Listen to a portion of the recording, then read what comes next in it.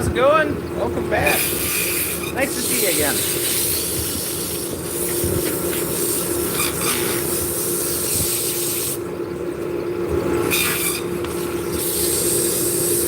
Going pretty well.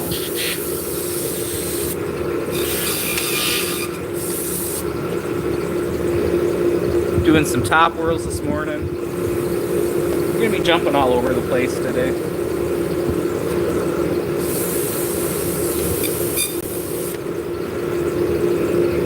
Yep. You were the first one here last time, too.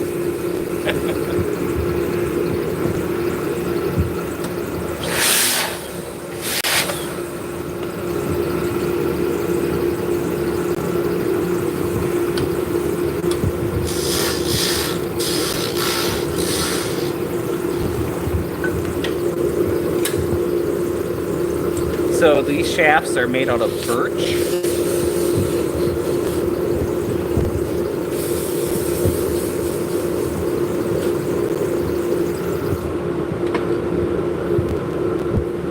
Work on the sanding just a little bit more.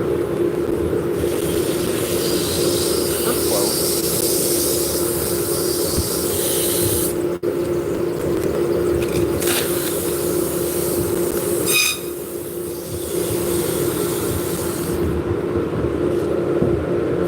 I get it. I do.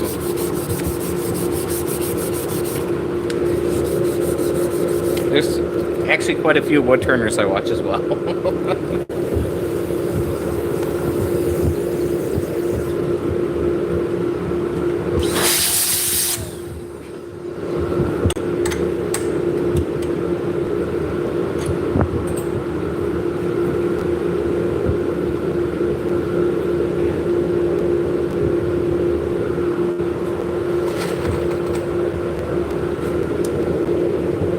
So these get a hook on the top.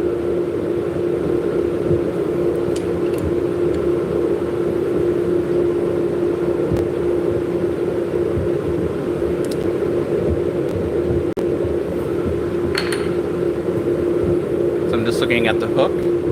So I'm making sure that the hook is centered. So you want it to be shaped like that. If it's too narrow, if it's not in line with the center, it'll either be too far in and it'll double up on itself, or too far back and it'll be way open on the top. You'll see two. So that one looks good.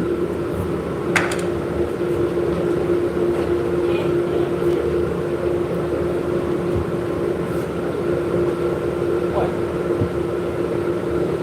It's a blind. My girlfriend's laughing. I have an red hot chili pepper thing in the shop.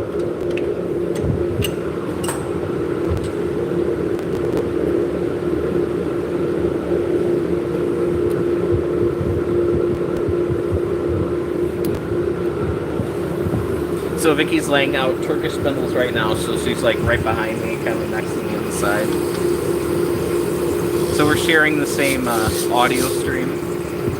Antonio, how's it going? Welcome in.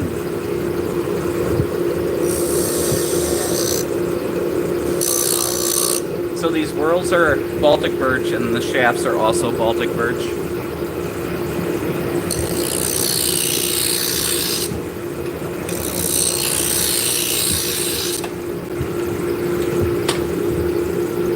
You tried Pepper X and almost died?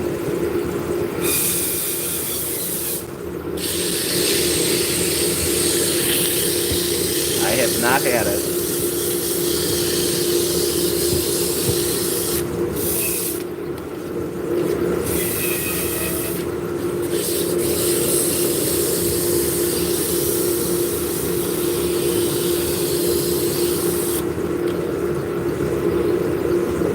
So I was planning on making a long format video this weekend, but that went out the window. I just got a wholesale order in.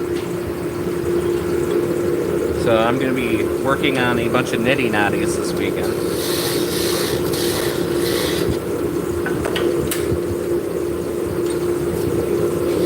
Which are used to hold bobbins for spinning wheels. So if you have 3 different bobbins, it's like a dispenser. So you can take 3 different strands and then bind together.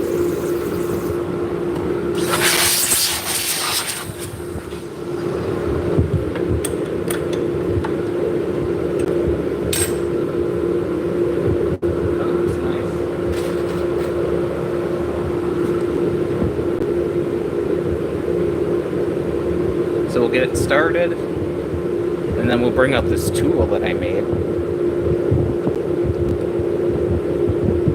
That way I'm not grabbing onto the hook. It gets hard on the fingers after a while.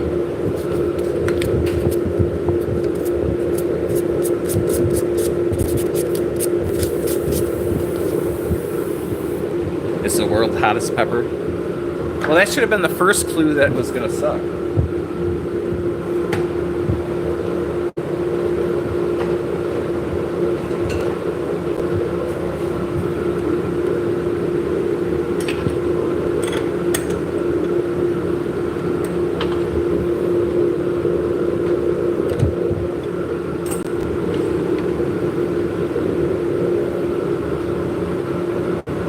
Yeah.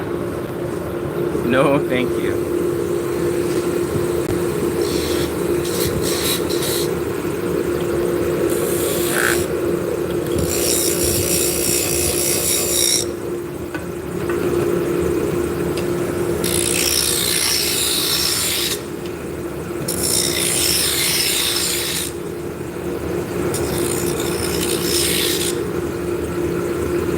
So I'm putting a slight taper on these. It does two things. One, it helps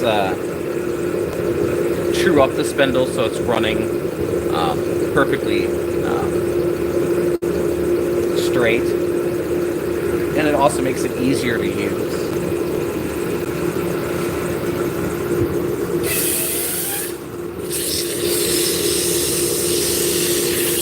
Maybe in my younger years, I would be sure tempted to try the hottest pepper in the world, but nah. Ketchup is too spicy for me these days.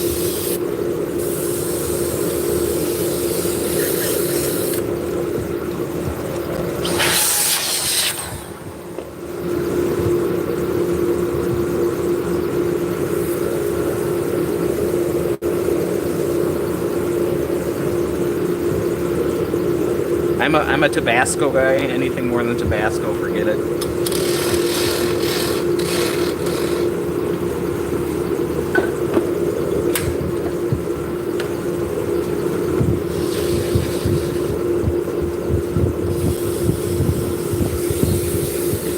I hope everybody's having a wonderful, what is it, Friday today? It's Friday.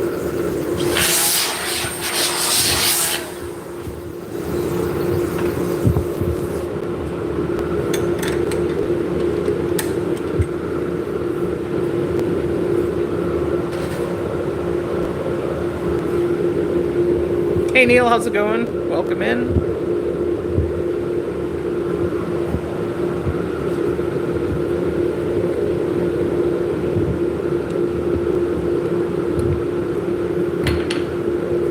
Hey KS. Welcome in.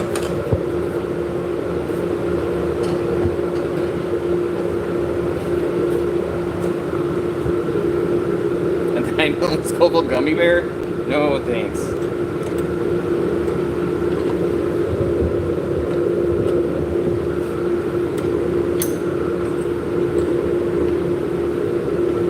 My gummy bears are not spicy.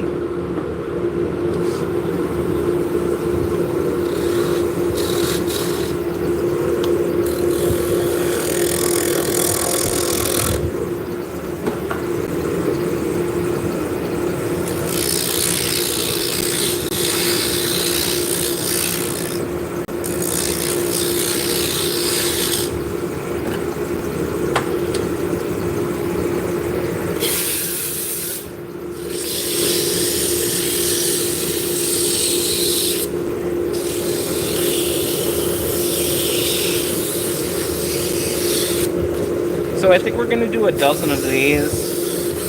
And then since we're here, we'll do a dozen 8-inch shafts for the Turkish spindles. And then jump over onto the scroll saw and start cutting out some Turkish.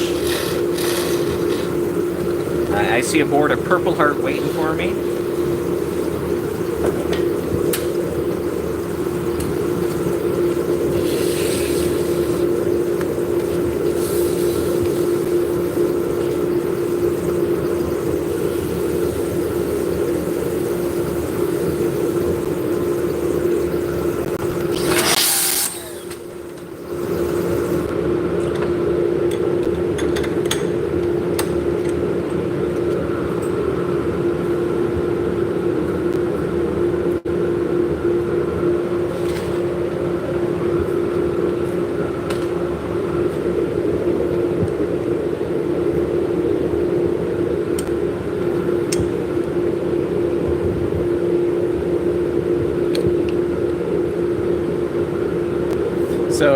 This was a etching from a book. There used to be a child. There's a child inside the rib cage. You can see its foot sticking up.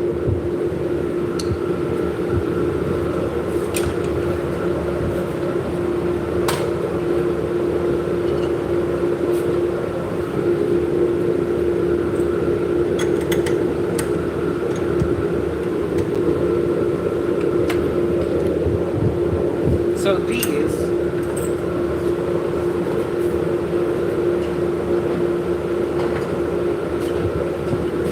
are Baltic birch. There are a couple layers that are glued together. So I take these and then I turn them on the lathe and shape them into this shape. So before, after. I think it's worth the time. I think these look much nicer than that shape.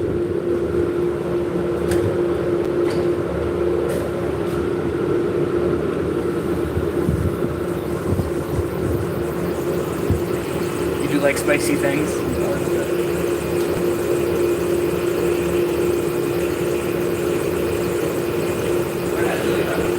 Yeah.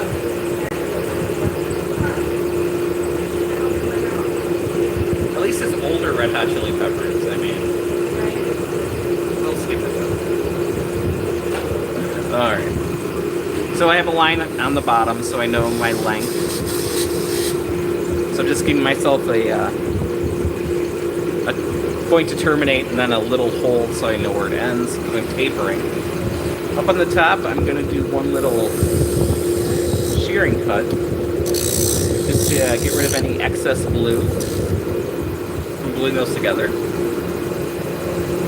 Well, now you know where your line is, you know?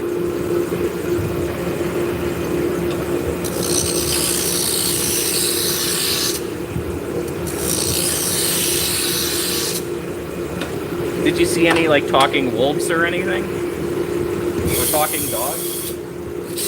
Kind of when Homer Simpson was judging the chili competition when he's eating sanity peppers.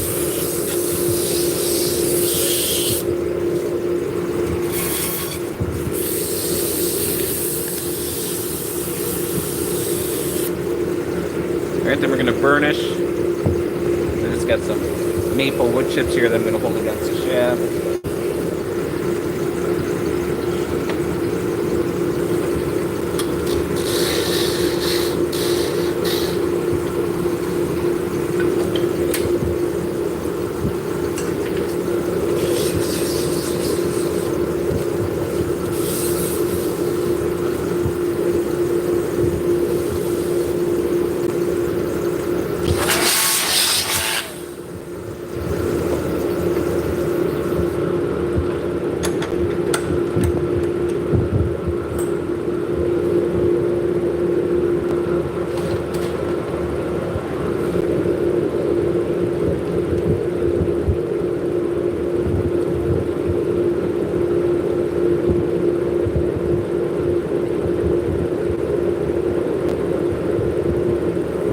So by using this dowel, I'm not pinching. That gets really hard on the hands.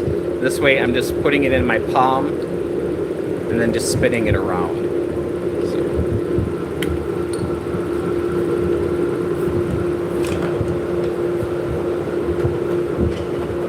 It only took me, a decade to figure that one out.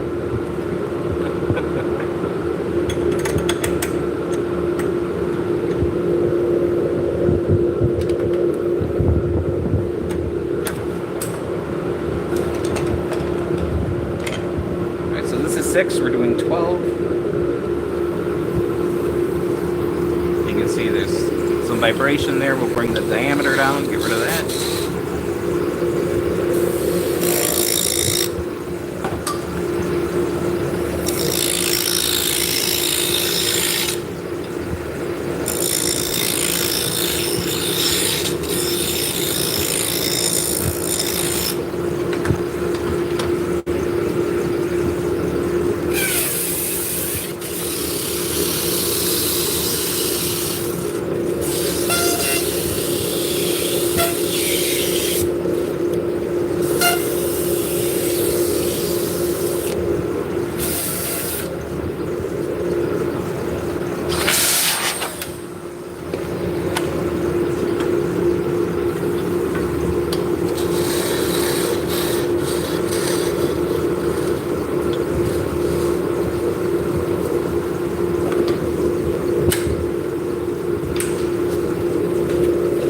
I should get the rest of my CNC machine on Monday. Get that hooked up.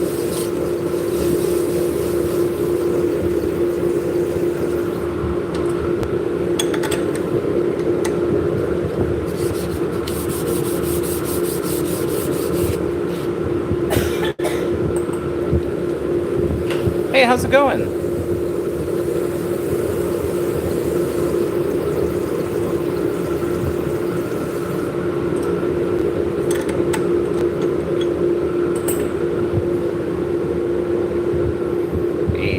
A Dragoon?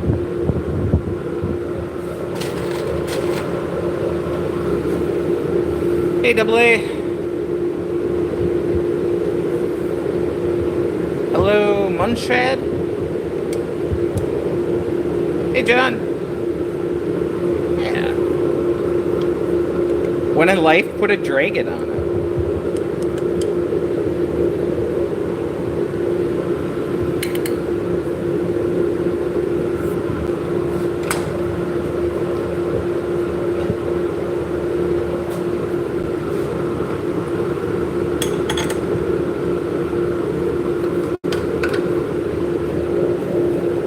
Alright, so yeah, when I cut these out, when I laser engrave them, you will get a little bit of like smoke, soot kind of thing stuck on it.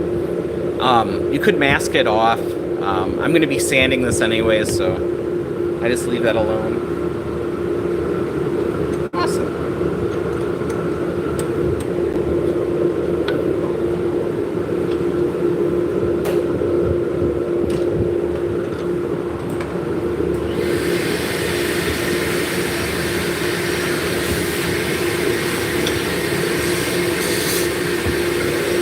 So yeah, this is one of the final steps. There's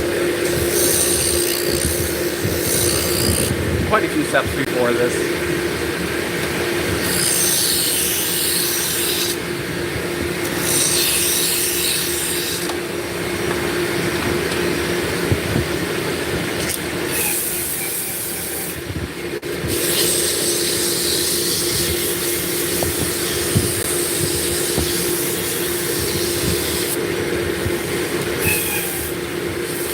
So by being able to make these out of Baltic birch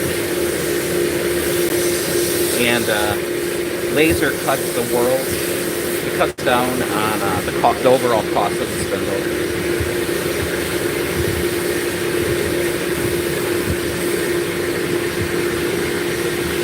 The main reason for the Baltic birch is with these cutouts, if I made it out of solid wood and dropped it and you want to split along the grain,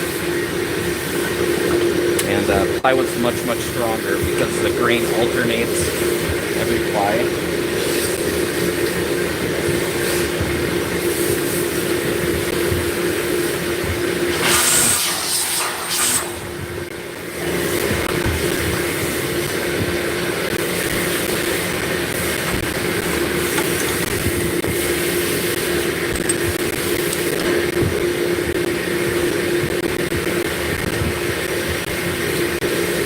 So I do pin balance these, so if they're a little messed up, if the whirl itself isn't balanced,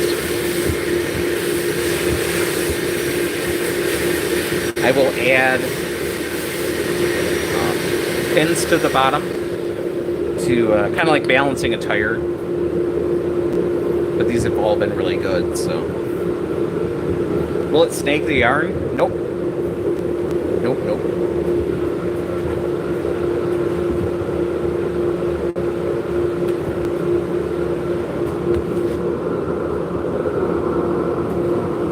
So there's a final hand sanding yet, and then I will put a stain on it and then put a glaze on the top.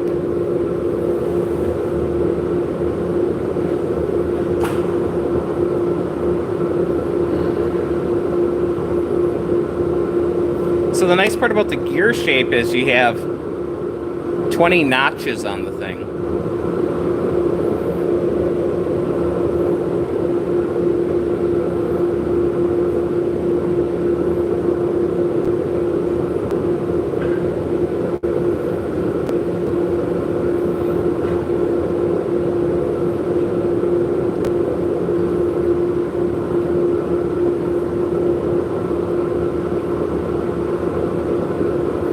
how's it going, Raul?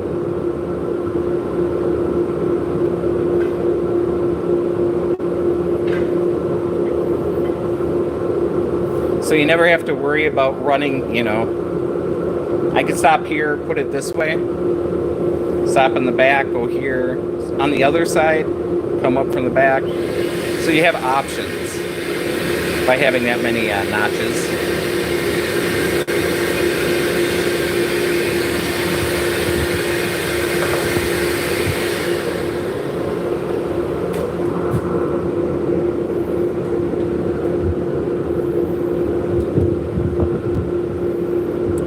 It's gonna take me a minute to get the camera figured out again. I think we'll be good here.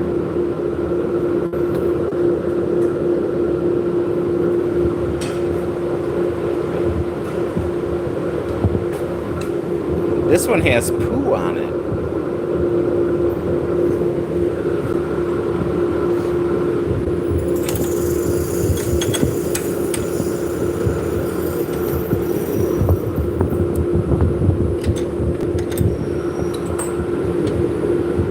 Oh, this one isn't turned. Oh, okay.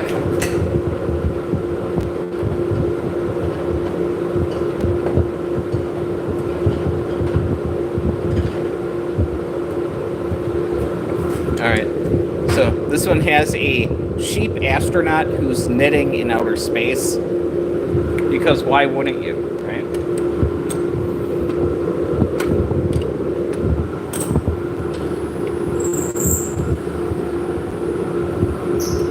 Hey, not a problem, John. This is my day job. I'd be doing this regardless.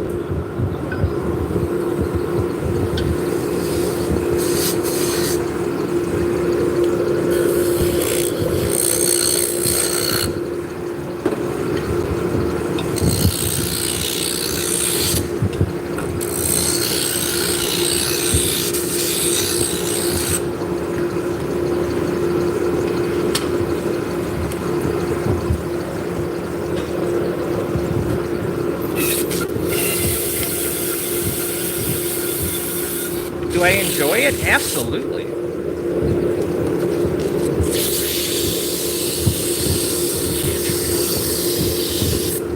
I worked in factories for almost 20 years prior to this.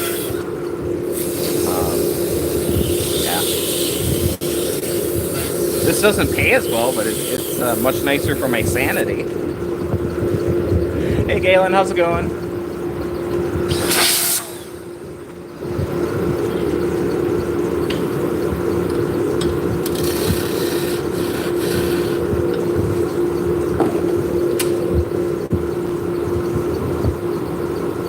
Is it Hennick? Hello.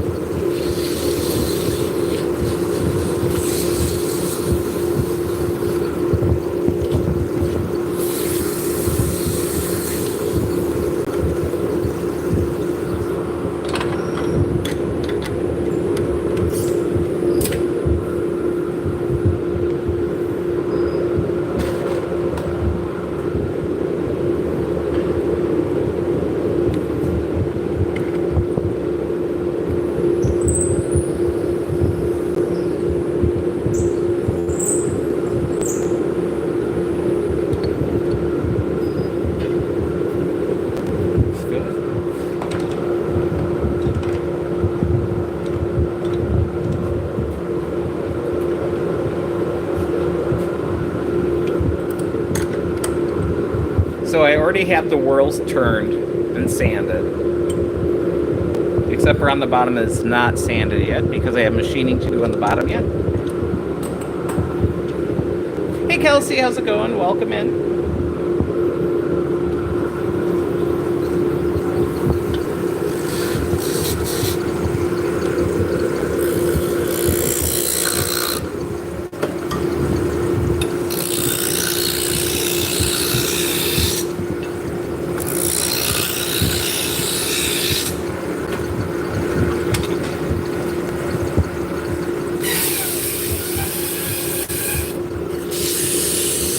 How many do I make a day? I like to make at least a dozen a day. Today we're gonna be, yeah, the hook crunch is amazing. I should patent that. It saves so much, saves your fingers. Today we're probably gonna get probably about 40 done. I've got a lot of different things in process right now. It's an Elgar, hello.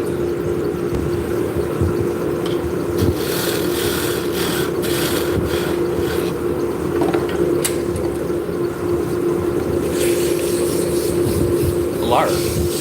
I tried.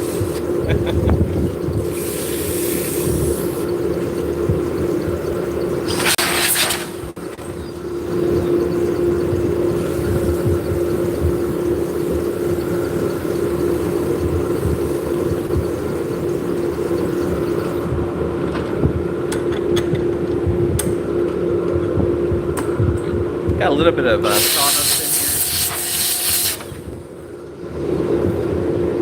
here. Hello, Estonia.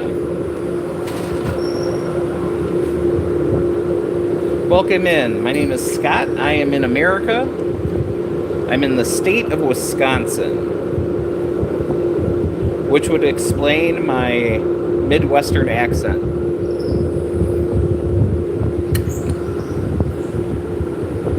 Yes, so I'm burnishing with the wood chips. It's like a friction polish. So you just hold the wood chips against the wood when it spins. It's basically buffing it.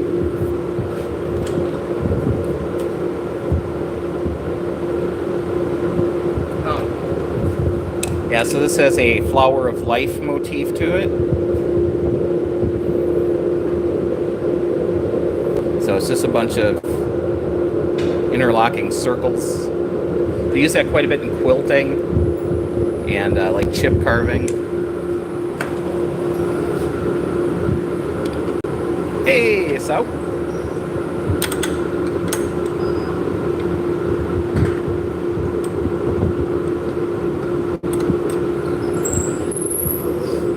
Are you left-handed by chance?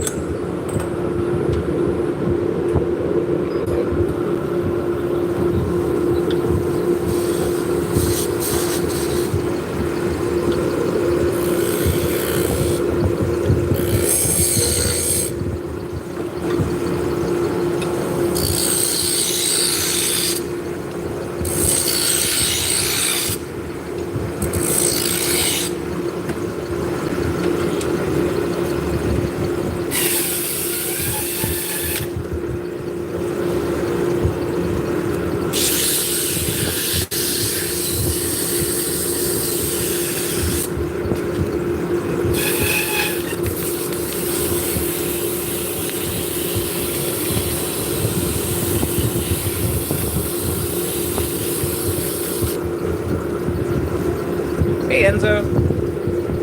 So I actually save maple wood chips. I turn a lot of maple. So I save maple wood chips just for burnishing these. And other things.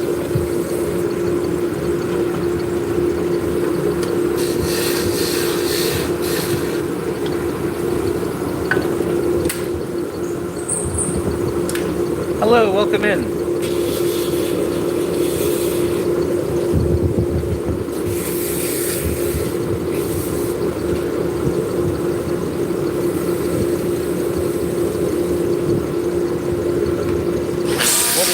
Like Traviat, my droog.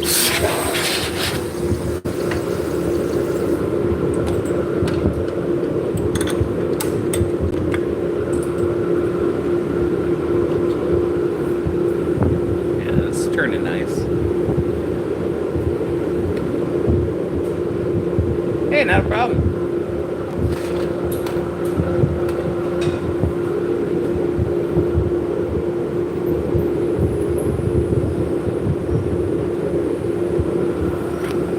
Spinners are very, very finicky.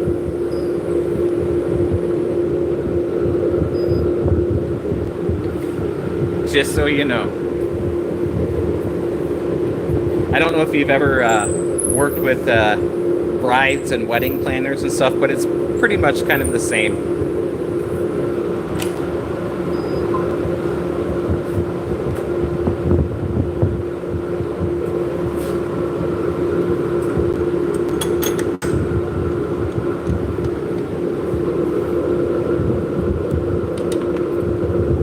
And I get it. I spin yarn myself. You know what you like, and that's what you want. Hello, Kuma. How's it going?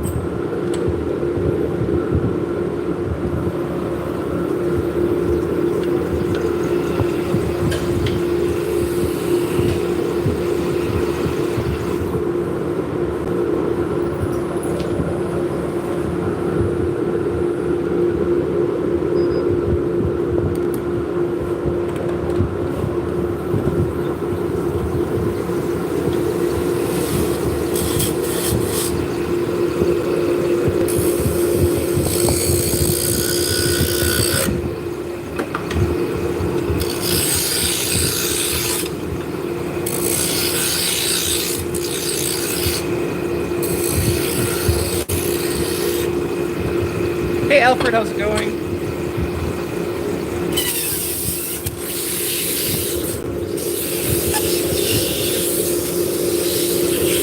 Yep, so these shafts are birch. Depending on the spindle I'm making, the more expensive ones will be maple, if not some other woods. I don't do a lot of long ones out of walnut. I'm scared they're going to warp over time, but if I'm making something shorter, it's an option. Hey, Court, welcome in.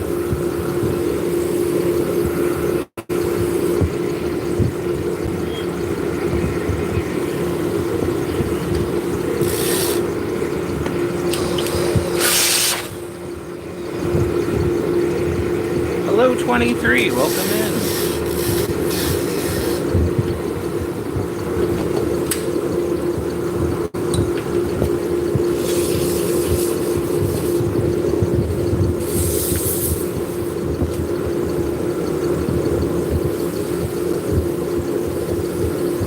How's it going?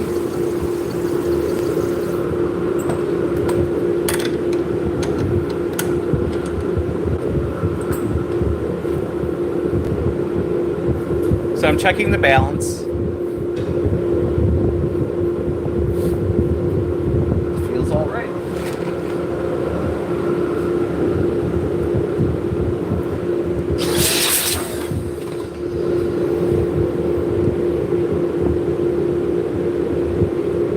See how many we have.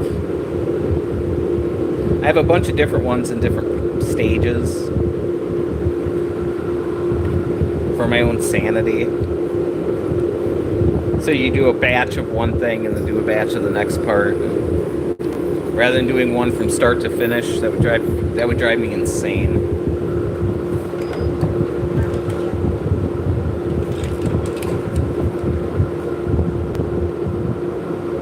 One more of these to make, and then we'll start making some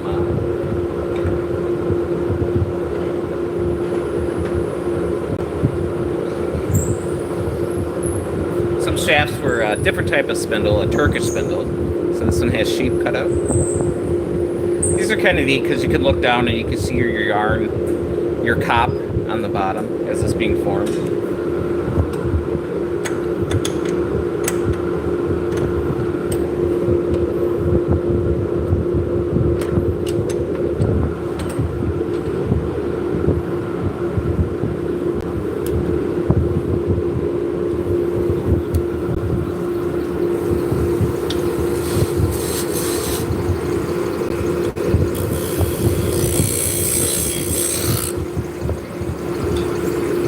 Have I ever had something fly off the lathe? Yes, definitely.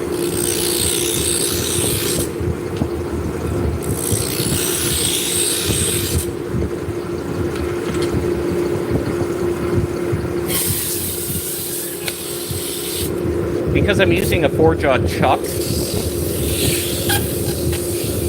that really helps things not fly off the lathe.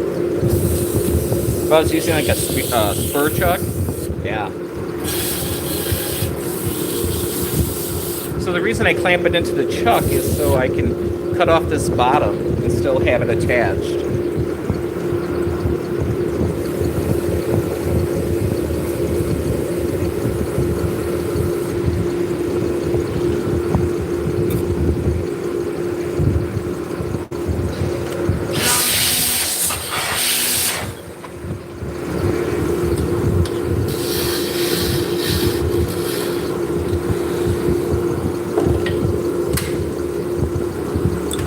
So we are getting ready for a couple fiber shows, some festivals.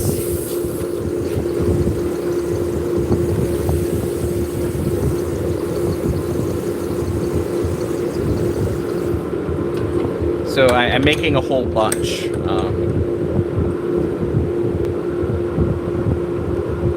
I don't want you to think that I'm selling all these like in a day. That's not gonna happen. Well, if I was at a festival, I'd sell a bunch in one day, but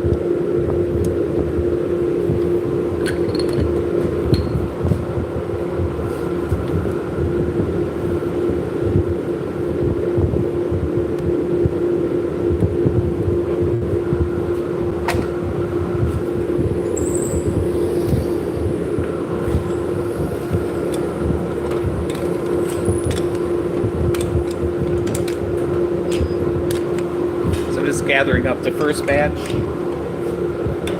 I'm gonna go set these on a table and I'll be right back and we'll start making Turkish shafts.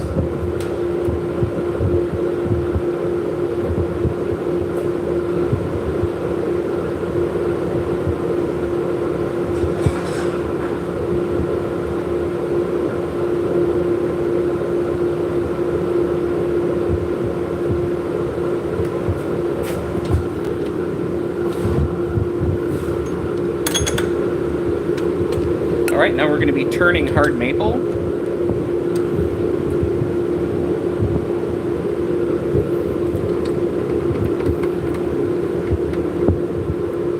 So for the last ones, I actually machined a specific live center that will fit the dowel in it.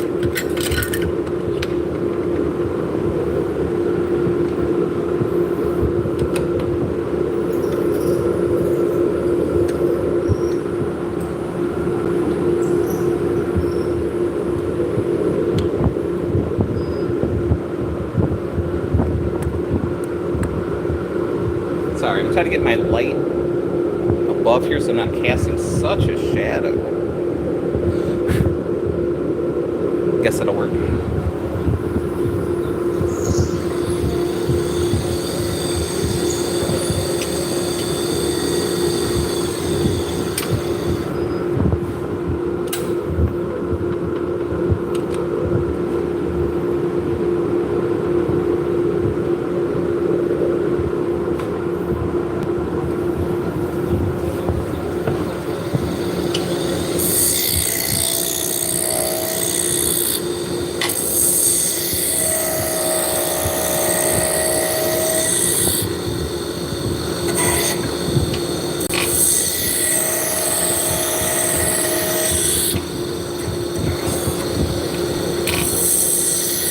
So it is quite warm in here, so I do have a fan blowing on me, so I can't really direct the wood chips into the chute as much, but that's alright.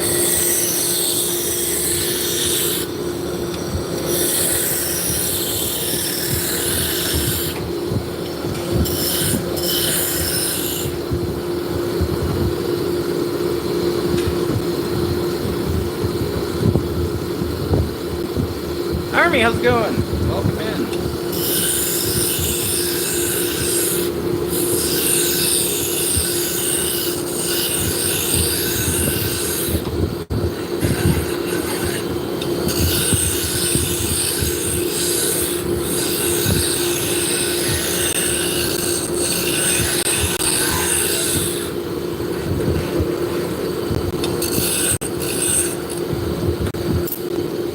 Yes, but it would be for a hippo. A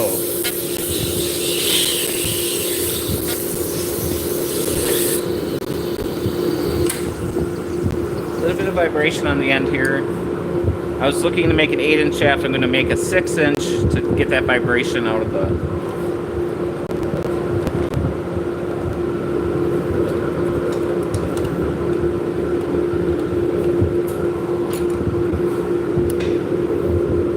So we're making shafts for Turkish style drop spindles that are used to spin yarn. And that's a mouthful.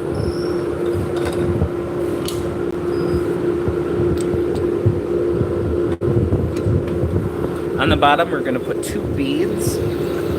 So I'm actually going to be using a beading tool. It's just a V shape. I could cut it out with the skew as well. This is just fast. So I'm going to support it, come in here.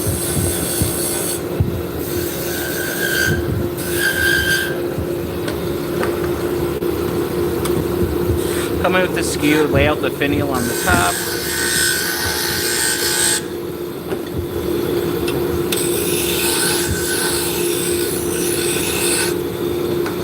Now in between the beads, we're going to burn some lines with some wire.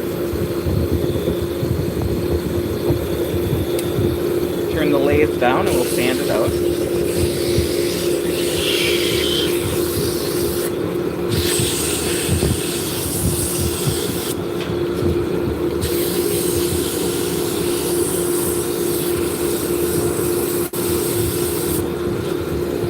Alright, we'll turn the speed back up and we'll burnish with some wood chips.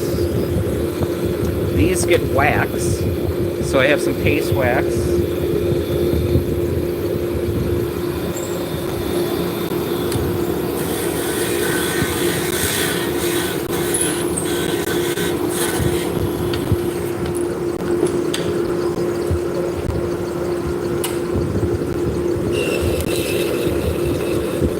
Some 40 grit, my 40 grit chisel here.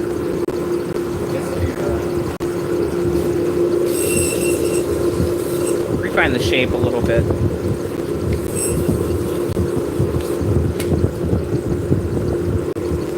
Hello, welcome in.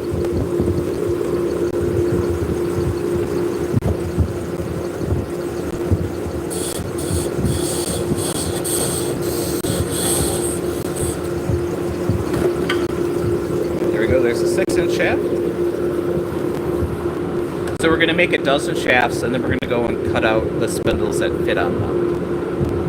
So this is one that's done, so you can see the shaft going through, and this is a yarn that I've spun on it.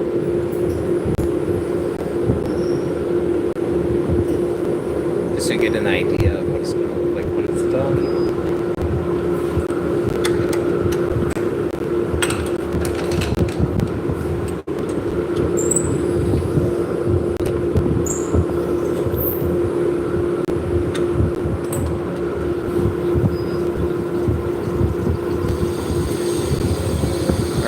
Start out with a roughing gouge. I order these oversized because these are coming off a machine and they're not straight enough. When I buy these, I used to make my own square stock. I would buy, 8 1/4-inch maple and cut it down into, square shapes like this. But this generates less wood chips. Heat it up a little bit as well.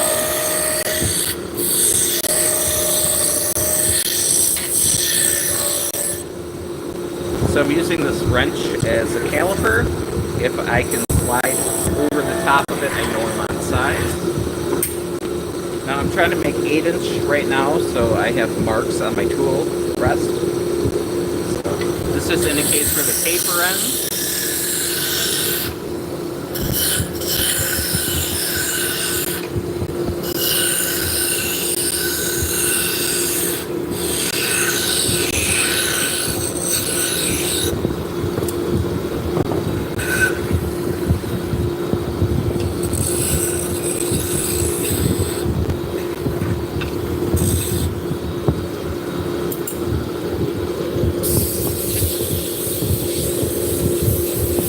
So that sanding operation is just to clean up this taper here. That's where the spindle is going to jam into and stop.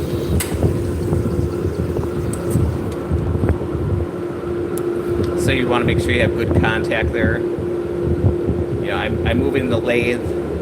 That's moving the spindle here, and it's moving the motor and the belt and everything. So I know that we have a good connection. This is a story stick. It just has marks where things happen. So I put a cutout in mine so I can register it against the bottom here. And then I can transfer over the lines that I need.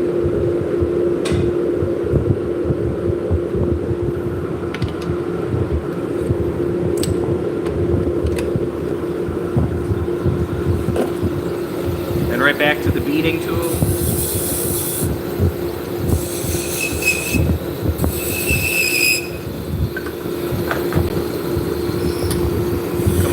top for the finial. And I'm going to blend these two together. So this shaft is just a series of tapers. So it's getting smaller, smaller, and it ends.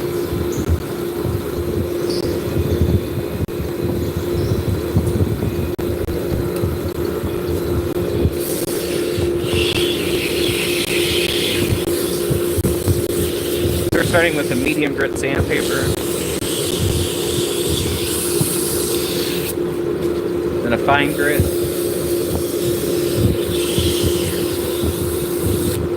Then we'll turn the speed back up. Grab some wood chips and then burnish the surface.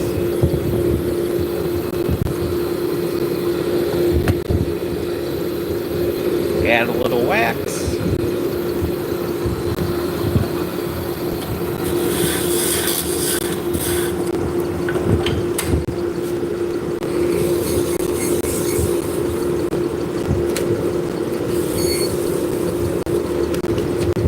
So right now the lathe is running at full speed.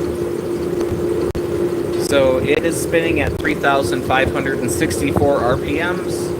And you can see it looks like it's standing still. So we know we're straight. I'm going to cut it off to a point on the bottom.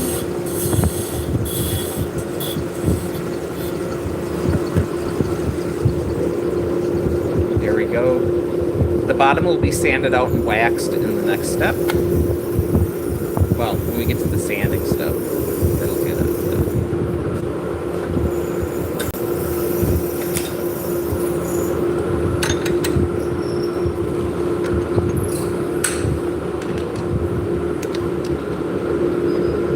step. Francesca, how's it going? Welcome in.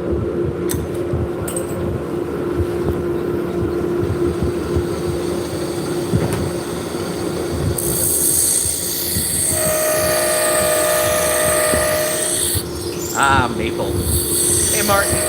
Welcome in.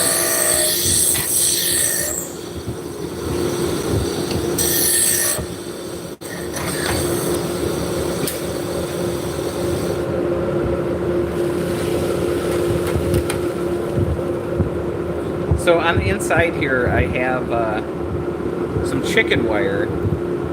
So if I drop my sandpaper in here, it'll get caught. But I gotta clean it out every once in a while. When you're starting to cut these like big strands, they tend to get stuck in there.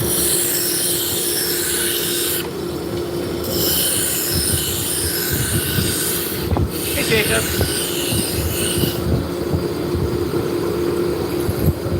You betcha. Not knitting, but yarn spinning, yeah.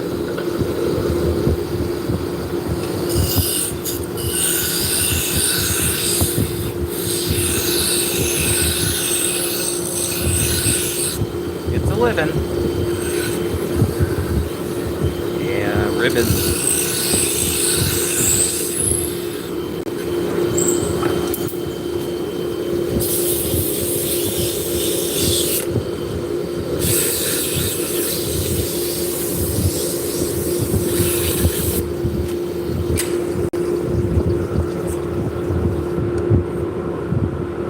Gessie, how's it going?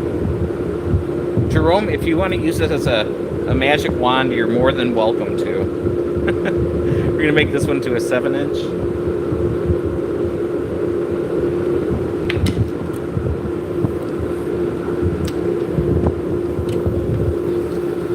But yeah, if you were making a wand or a baseball bat or a pen, it would be very similar.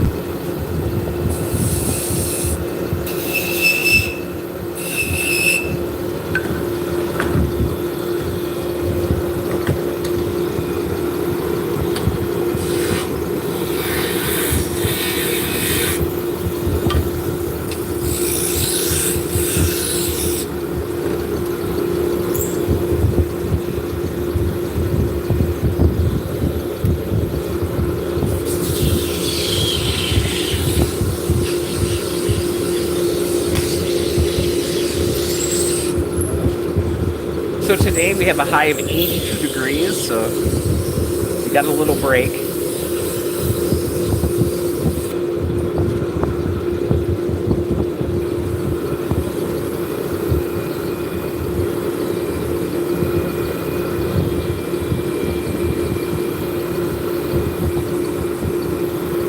I am in Wisconsin.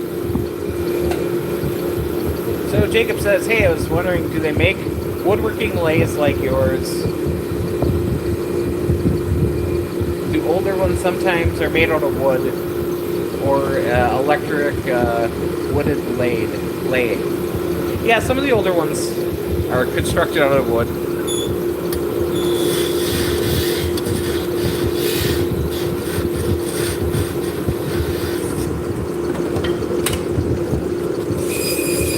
There's a lot of homemade lathes out there that are made out of like wood with like big bearings on them and stuff. Yeah.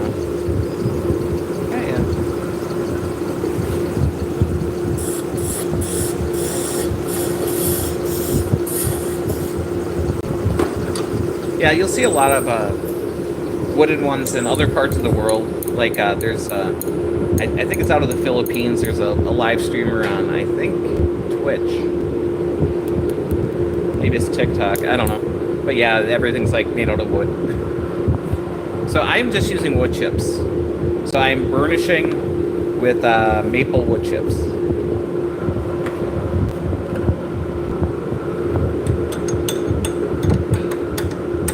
It came with the house. Nice.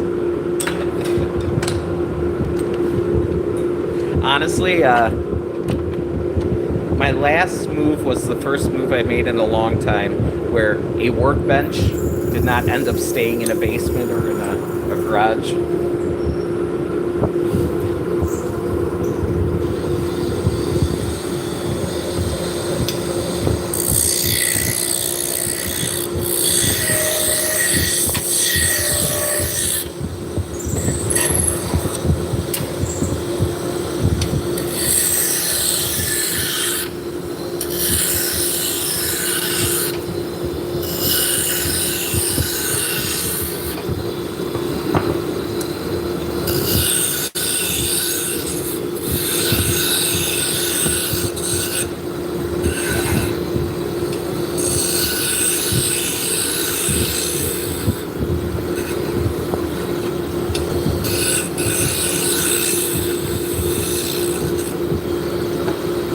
So this lathe here is a Laguna Revo 1216.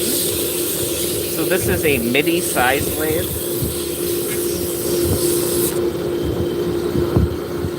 So the three basic wood lathe sizes, there's a pen lathe, which is usually under 12 inches for the length. And then there's a midi size, which jumps up to like 16. And then there's more full size. So for me, this is a perfect size lathe because it lets me say, I'm sorry, I can't do that.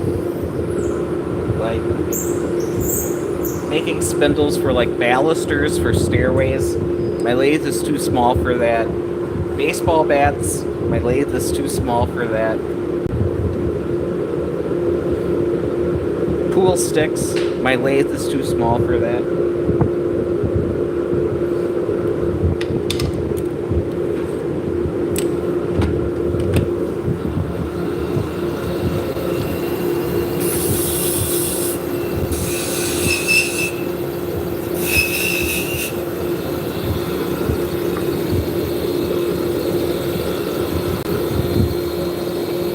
Hey Billy, welcome in.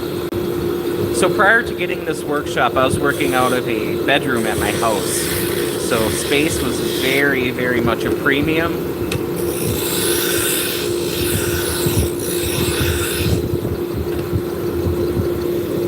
So this size is perfect for me.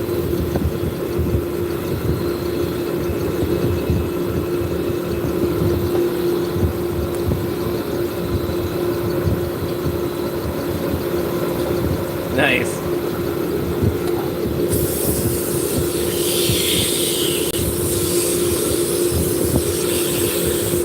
Yeah, and if you're making, if you're making it for yourself, you you can take time and make it look all fancy.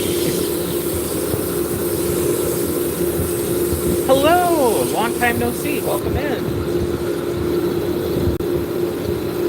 How do I sharpen my gouges? I use CBN wheels.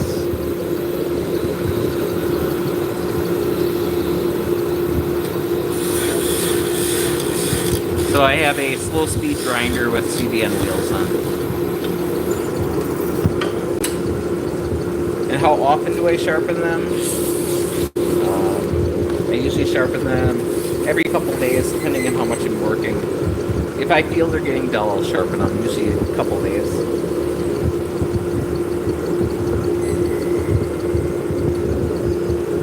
Yeah, so you got like secret passages and everywhere.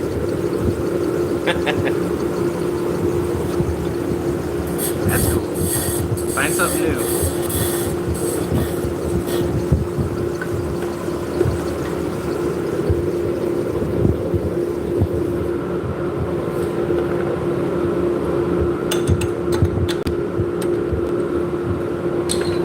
Yeah, so as far as sharpening goes, I'm just gonna... So, I have a one-way, it's in a Wolverine system, and then I have two CBN wheels.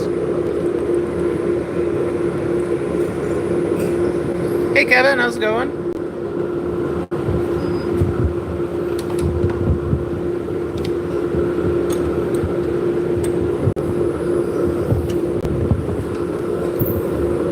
Oh, I can't get away from these guys. Sorry. Too much red hot chili peppers.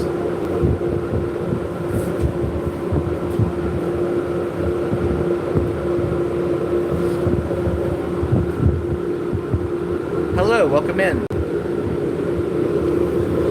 I would like to say Rekka, but I know that's wrong. But I'm trying.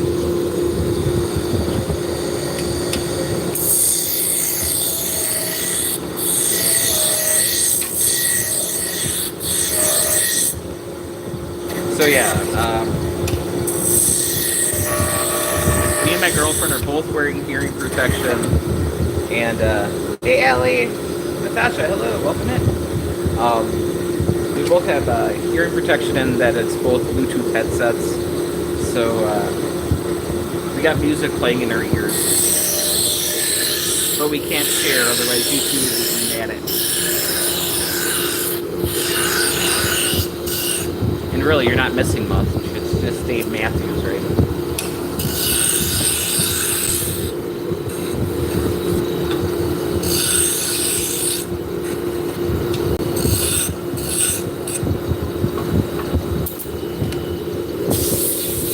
So if you're just joining us, we are making Turkish spindle shafts. And the spindles are used for making yarn.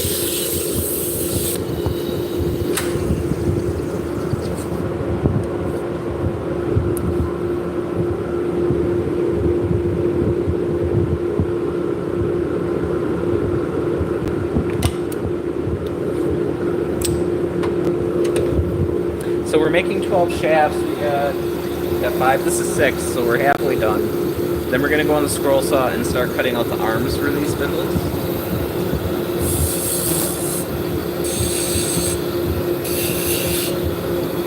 We got a piece of purple heart and a bunch of laminated exotic woods coming up.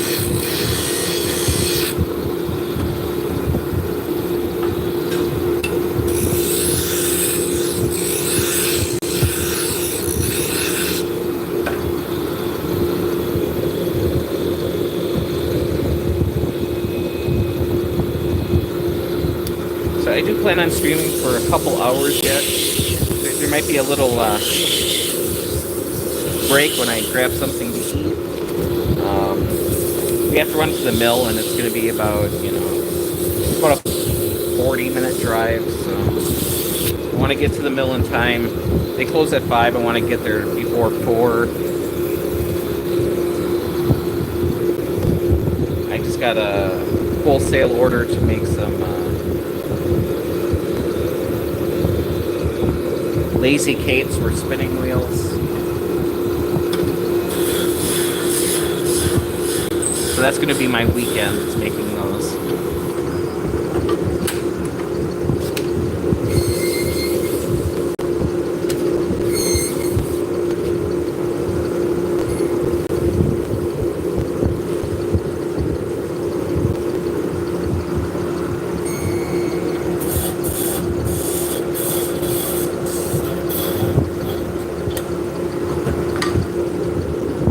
There's an 8-inch.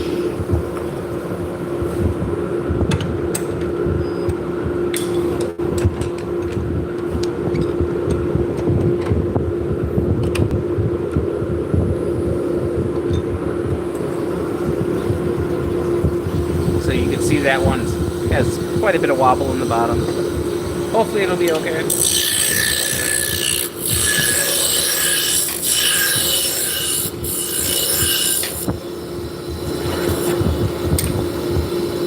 So you might have noticed it's hard to tell because I'm on the very bottom here.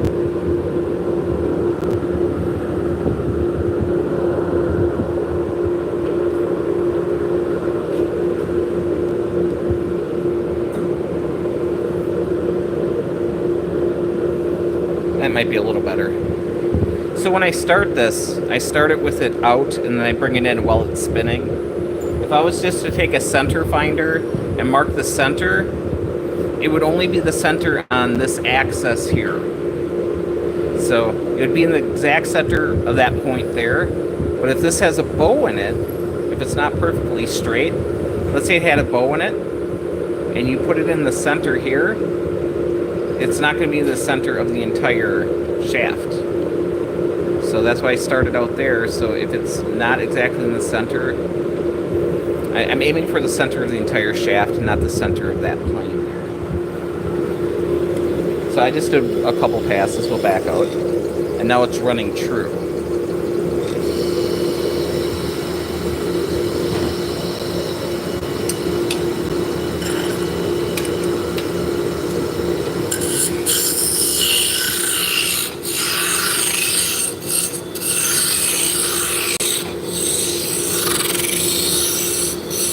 So this is thin enough where I do a lot of supporting with my hands.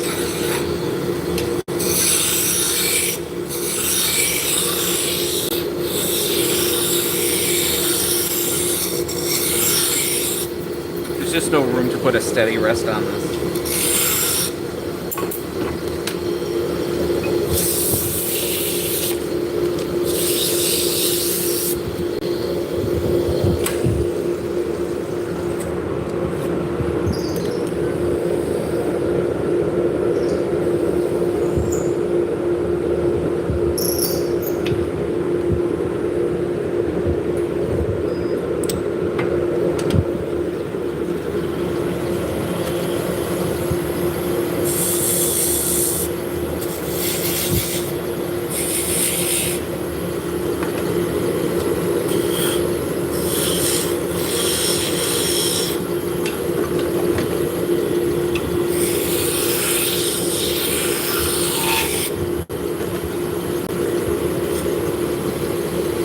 So I'm burning with, this is picture frame hanging wire. So I take a couple strands off and then apply it together to make the thickness I want. A lot of people like guitar strings. I just have a lot of this wire. So it'll get hot and eventually it'll break down and it'll keep breaking. So I start out with a really long piece and then I keep using it until it's about that long. So I have that much to burn through.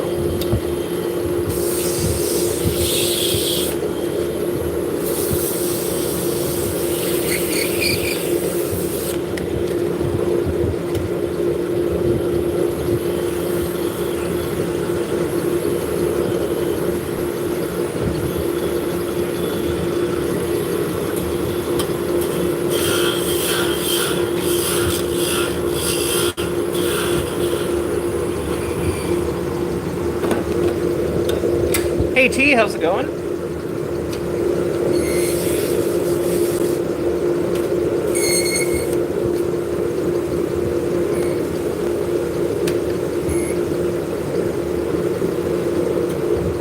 Hello, Hollow Oak Forge. Is this all I make? No, but I do a lot of streaming making these. It's just easier the way the setup is.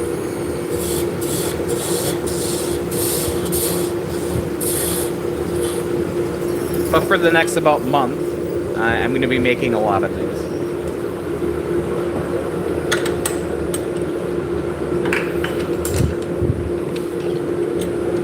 I primarily make fiber tools for a living.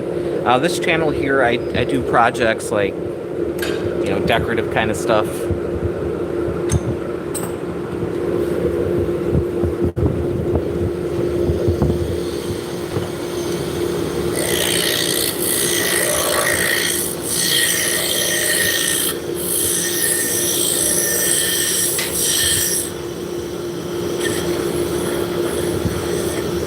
Can you make drumsticks? I can. The issue with making drumsticks is they need to be the same pitch. They need to be paired up with each other. I know you can buy inexpensive sticks where they just come in a big bucket and you grab one or two, but you know, a lot of times they're matched up so they make the same pitch. So it's not like you can make two drumsticks. You're gonna have to make a bunch to try to get them to be the same tone. So, Alexander, we're making drop spindles for spinning yarn. These are the central shafts for those. I'm making 12. Right now I'm on 5, 6. I'm on 7. After this, we're going to go over in the scroll saw and start cutting the arms out. This is what a finished one looks like that actually has yarn that I've spun on it. This is what we're making. Hello, user cop. How's it going?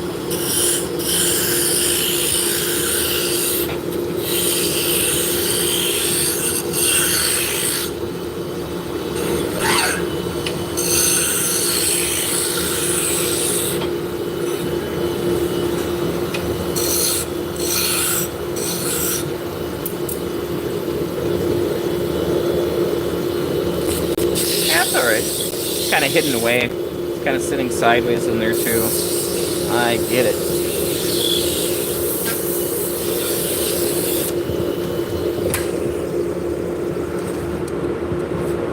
Yep, so this is spindle turning, so if you're making like wooden pens or magic wands or baseball bats or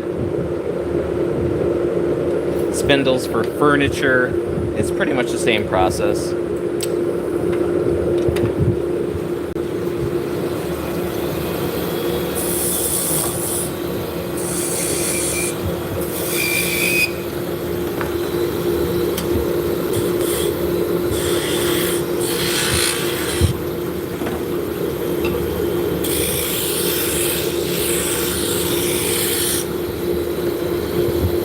I do show a lot of the process. I never show balancing.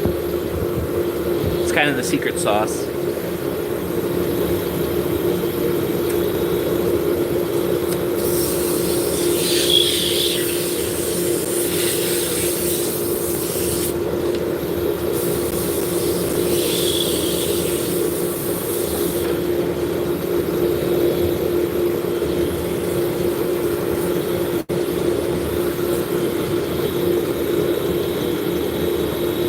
Have you ever made bobbins for bobbin lace? I have.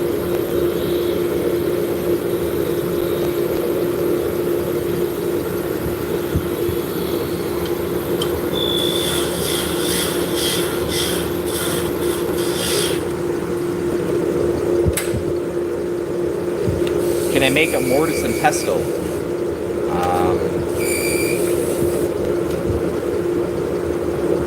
I have not. I think I could, but it would be wooden.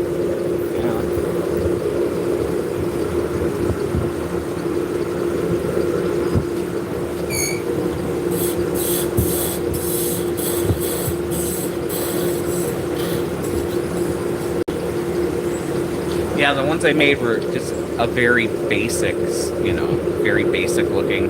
They didn't have like the rings with the jewels on them or anything.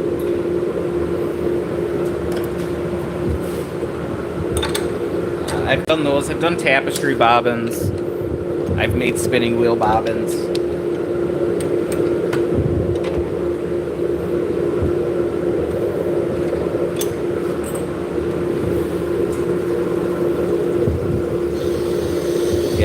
after these shows, I have I got a bunch of spinning wheels that I want to get up and running. From where I'm standing, I can see I've got 4 Mayville wheels. Just need bobbins. I've got a couple that need the whole flyer assembly, and then I got one that doesn't even have maidens on it. It's just a bare piece. So that would be making, the entire flyer.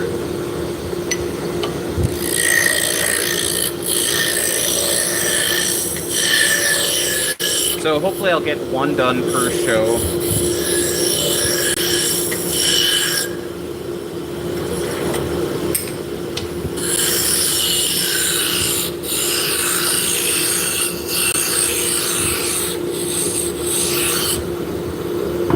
So yeah, so I'm gonna have to make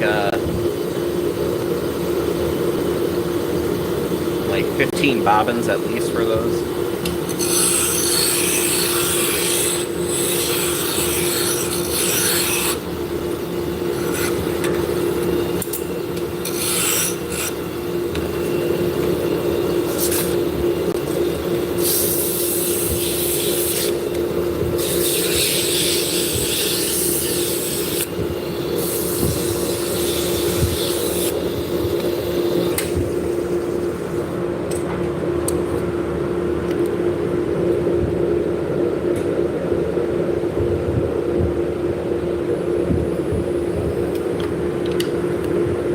Samson, how's it going? Welcome in.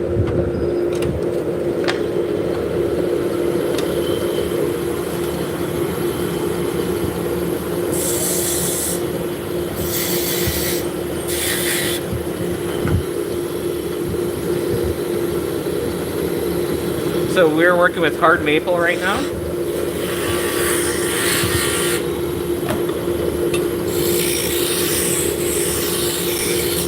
I really like hard maple. It turns nice. It's got rigidity. It's got a little flex to it.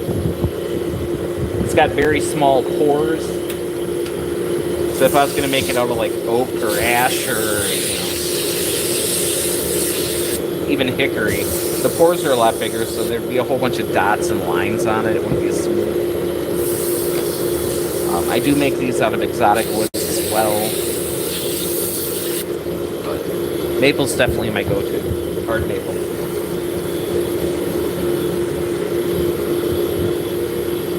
And a little paste wax.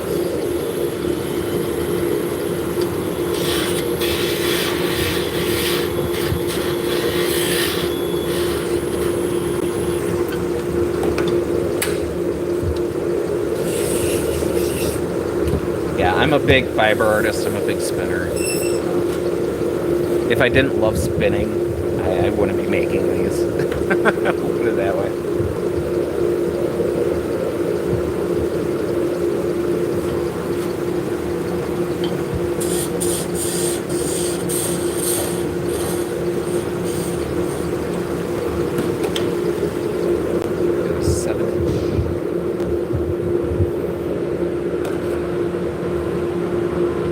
It's paired up to next to the last 7-inch I purchased made.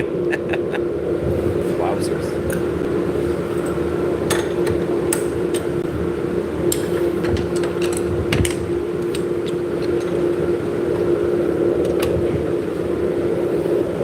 I tend to get hyper focused on things. So something as simple as a spindle, there's more to it than it looks like there is to it.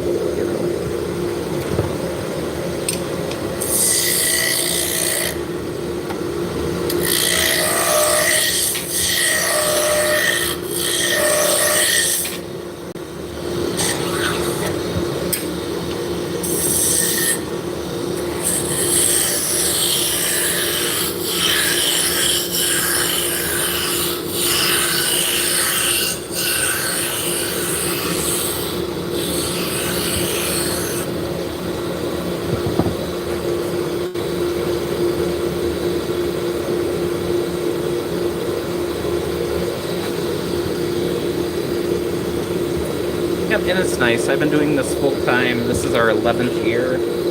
Me and my girlfriend work together.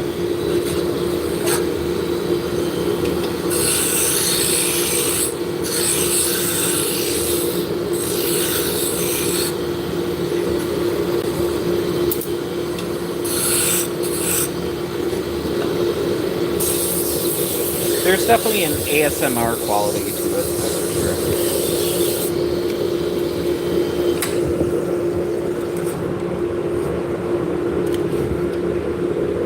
You know, which is odd, you know. It's so peaceful, yet I'm wearing hearing protection because it's loud. I have made tens and tens of thousands of these in my life.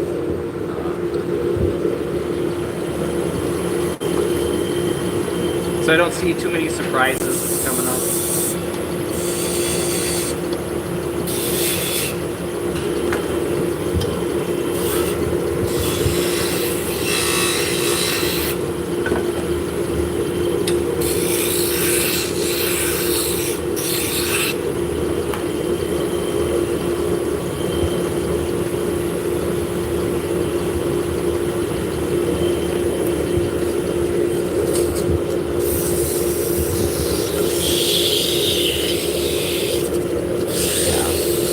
So in October we moved into a commercial shop, and it's been wonderful to be able to spread out a little bit, have room for new equipment.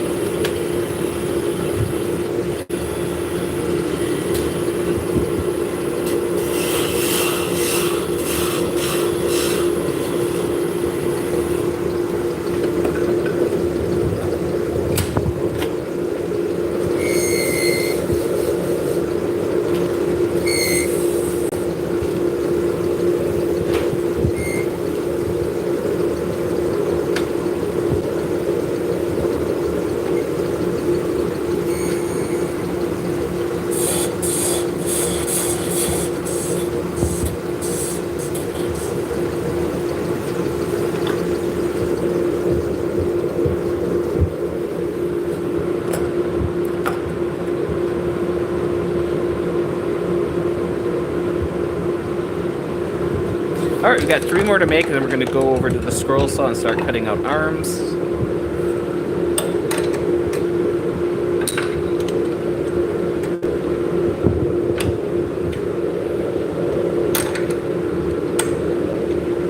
The nice part about the scroll saw is I get to sit down, so I'm not standing up all day.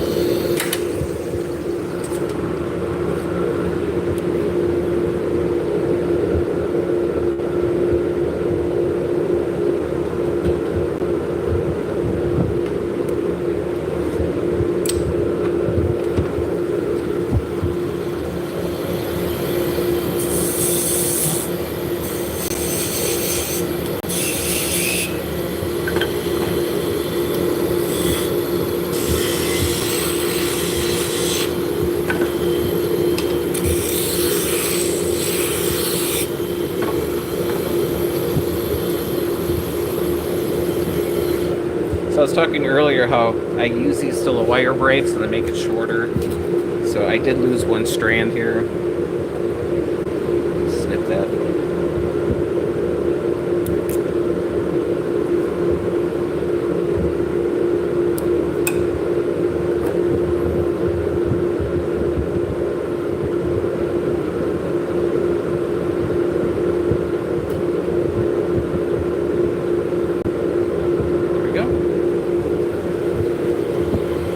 Adventure, excitement, a Jedi craves not these things.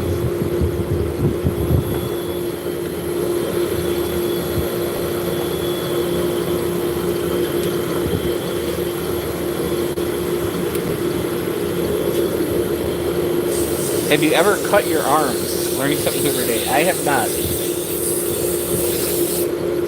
I have all 5 fingers yet.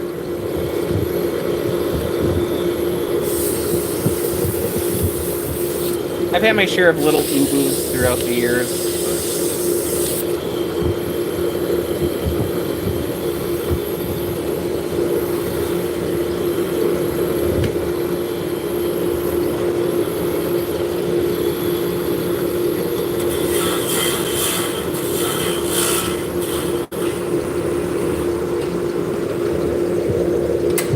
Nothing too bad.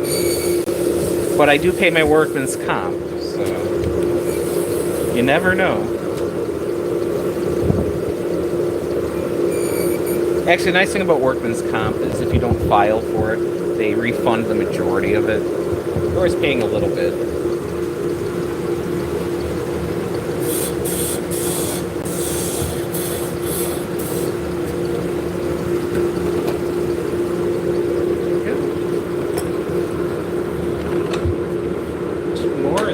We're out of here. Well, we're moving 5 feet in that direction.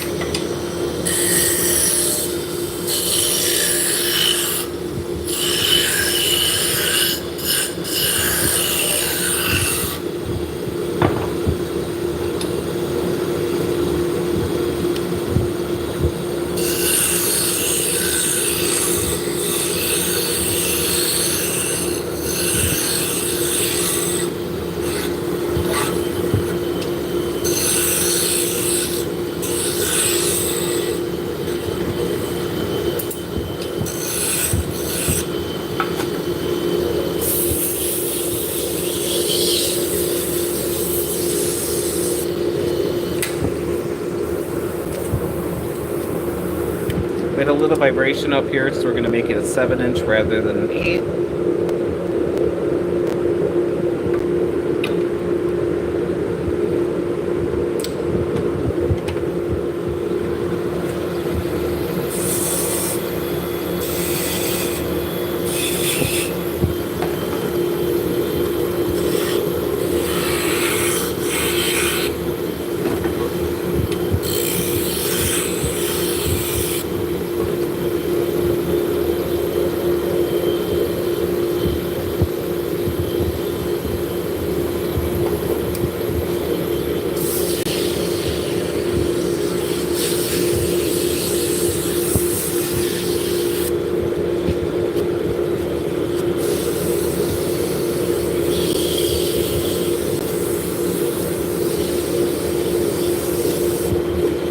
Alright, now we're going to burnish. A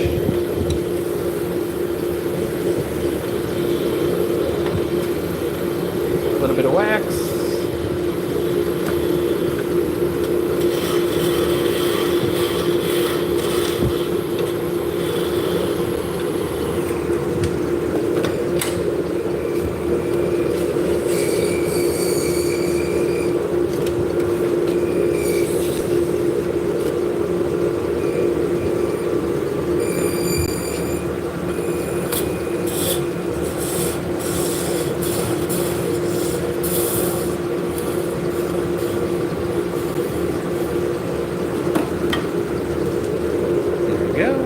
One more. What was that?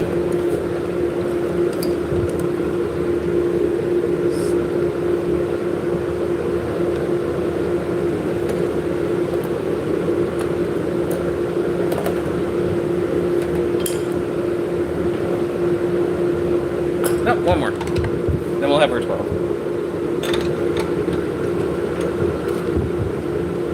Hello, welcome in.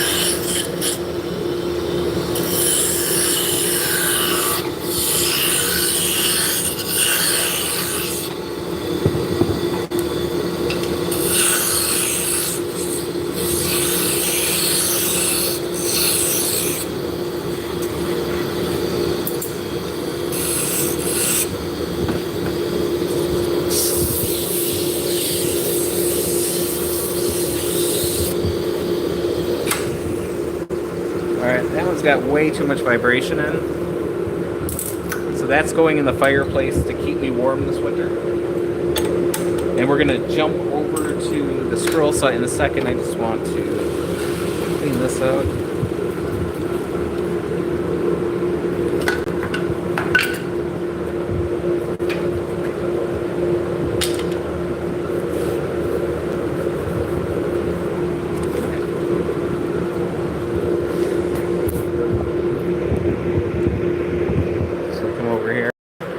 So there's a Vicky sighting. I didn't make her up, she's real. I have a real human girlfriend. Not bad for a guy who plays on the scroll saw.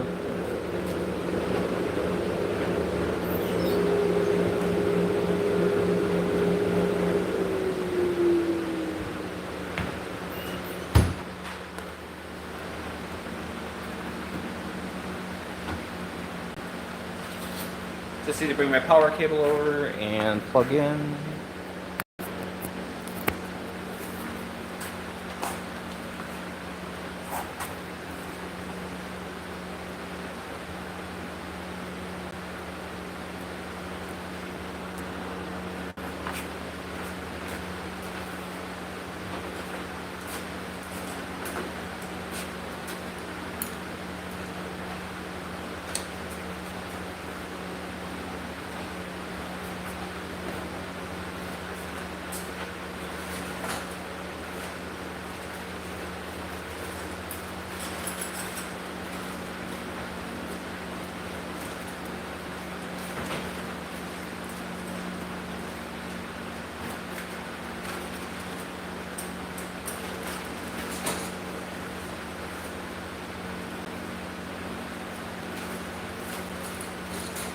Looking for my shaft here.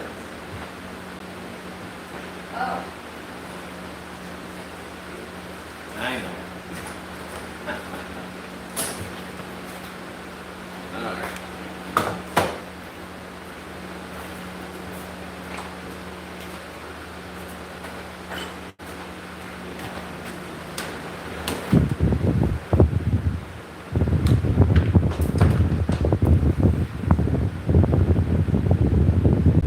All right. Sorry about that. Not as streamlined as I thought it would be.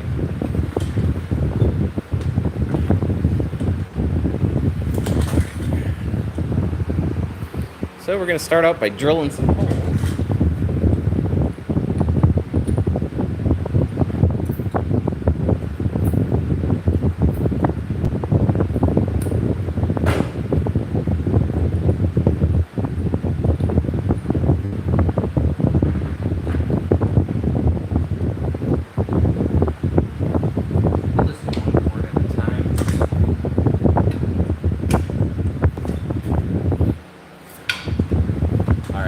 Start out with this piece here.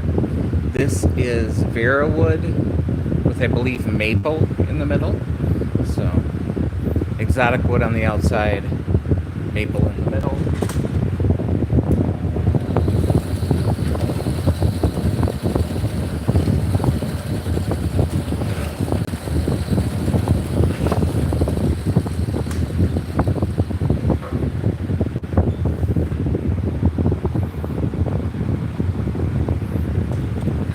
I have a number 7 blade on here.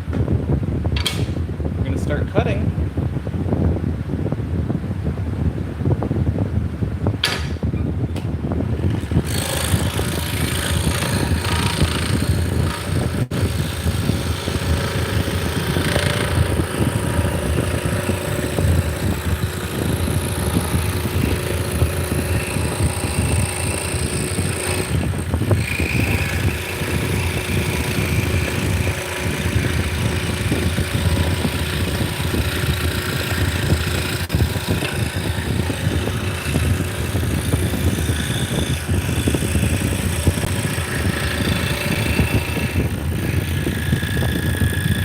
Hey Creative, welcome in. How's it going?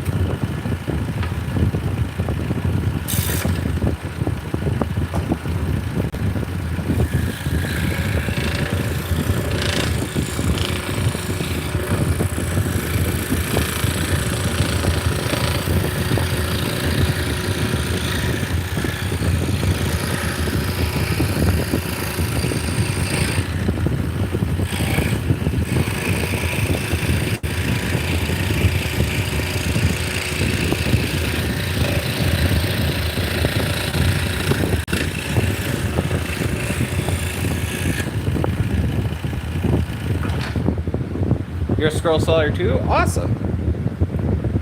Love the scroll saw. I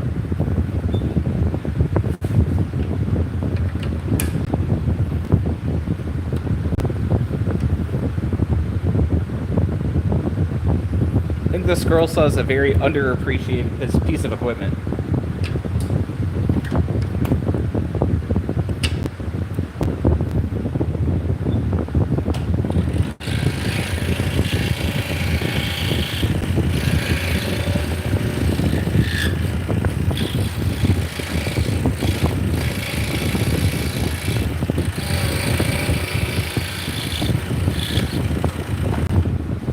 Yeah, I make a lot of beginner to intermediate scroll saw stuff, and I tend to design my own patterns. Every once in a while I'll do a Steve Good pattern, but I try to make up my own that I give away.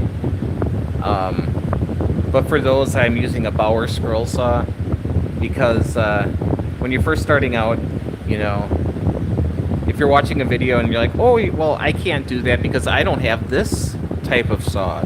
So I use a inexpensive saw for a lot of my videos. But this is my production saw.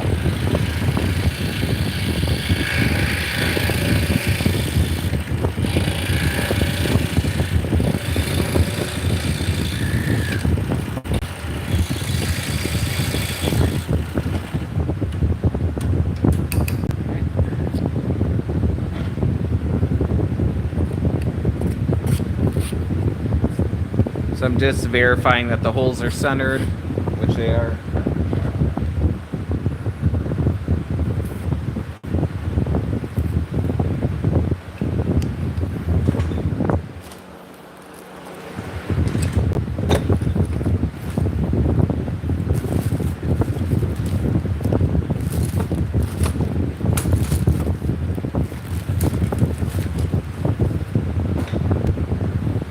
So here's one of the shafts we just made.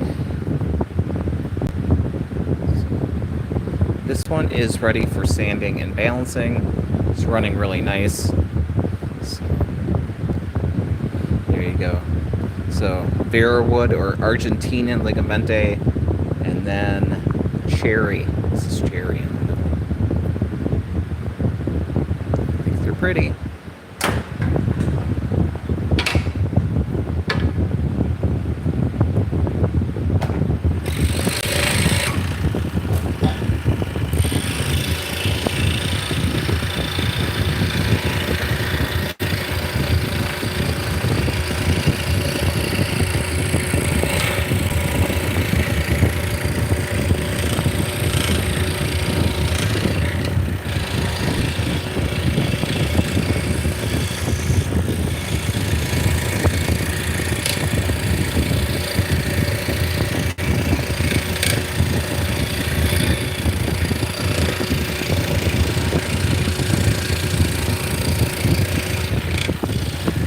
Thank you so much.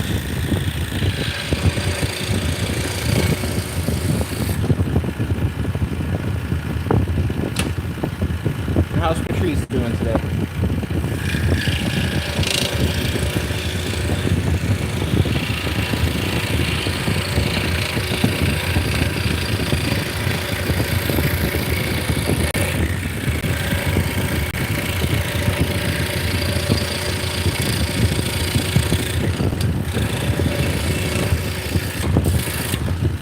How's it going? So I'm gonna just run over to my keyboard, and I have to make my screen a little bit bigger. I can't.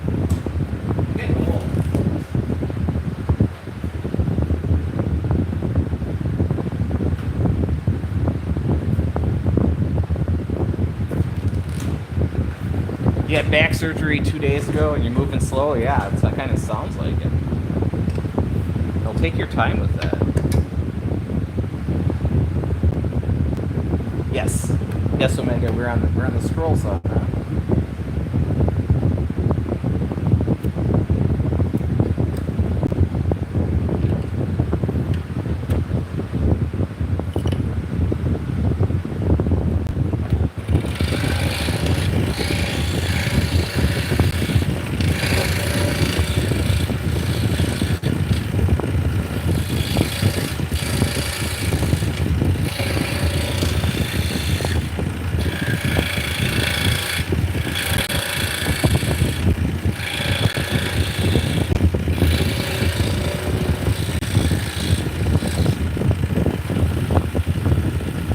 thickest wood you can cut with that? In centimeters.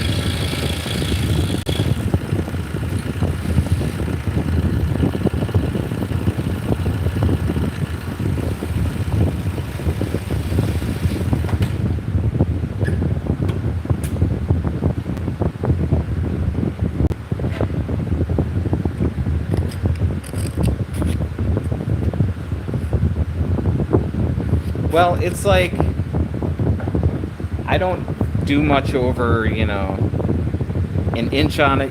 It's, let me grab my Freedom Unit converter. So you're looking at like 5 centimeters maybe.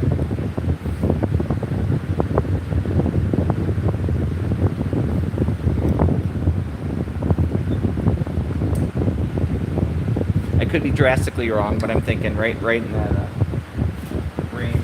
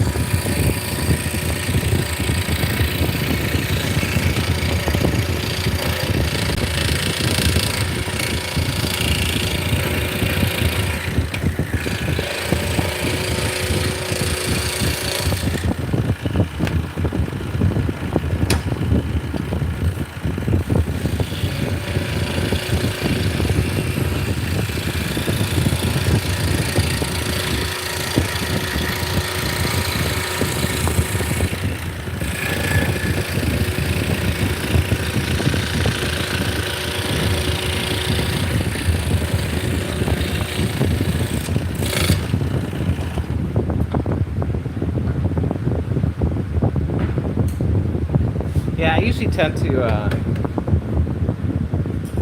not cut really super thick material on these. If it starts getting thicker, a bandsaw is a better choice, unless you have a bunch of fine detail or internal stuff.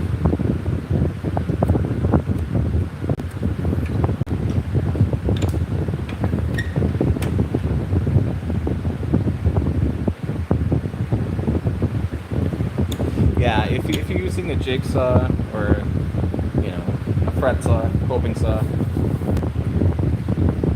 yeah.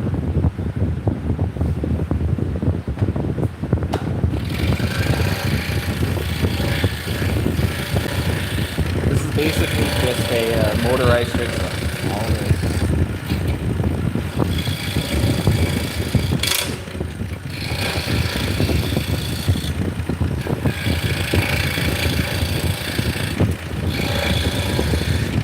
These blades are much thinner.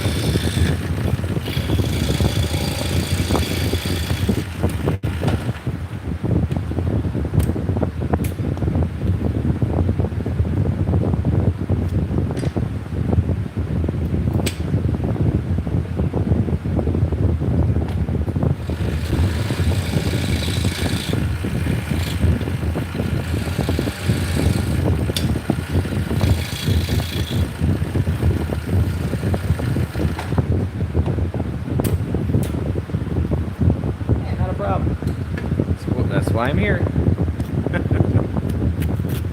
Yeah, I've got some introductory scroll saw videos on the channel. I've got a 10 things I wish I known when I started, which is it's a good video. It's in chapters, so you can skip ahead and move around. Otherwise, it could be quite boring. But if you're interested in scroll sawing, that would be a great video. If you go to my channel, it's got a bunch of wood chips and a big white duck.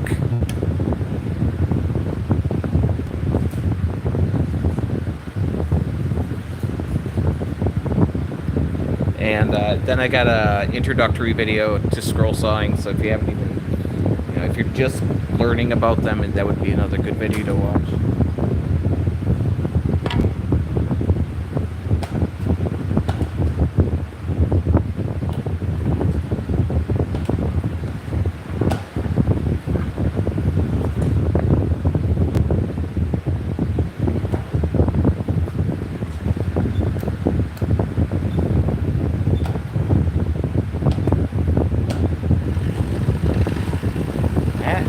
Weird.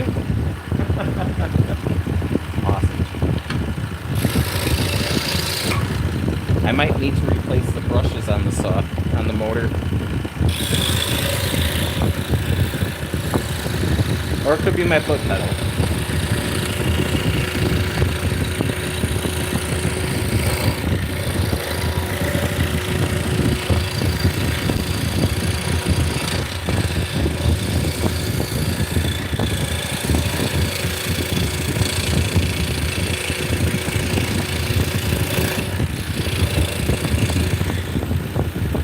How often do I go live? I try to do it a couple times a week.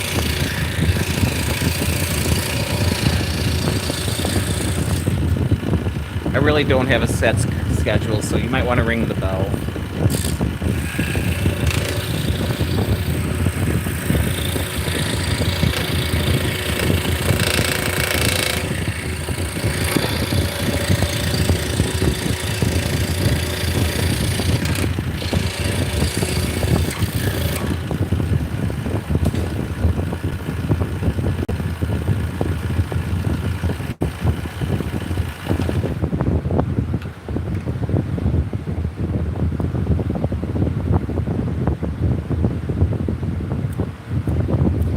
Try to do some live streaming over the weekend, usually on Saturday, but this Saturday I can't. I got a wholesale order for a bunch of stuff that I'm going to have to jump on, and I'm going to be all over the shop. So streaming would just be kind of confusing, dragging the camera behind me.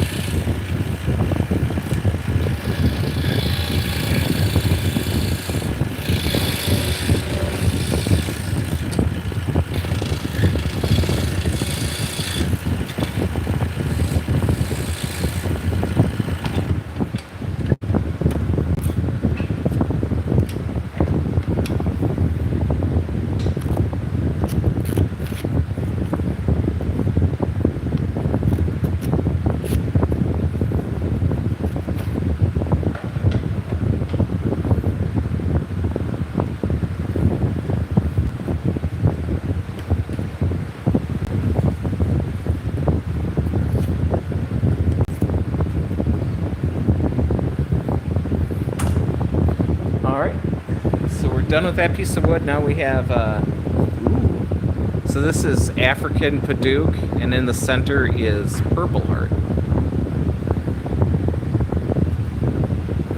So what happens is when I buy my exotic wood, it's thicker than I need, so I resaw off a slice and then sand it down to the right thickness. So these are kind of the pieces that are kind of left over.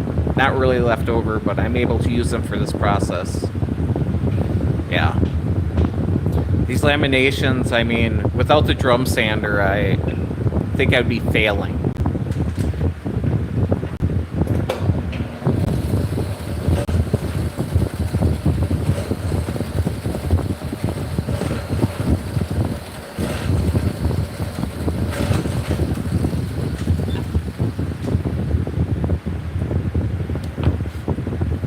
So we got 2 full-size, 1 medium, and 2 minis.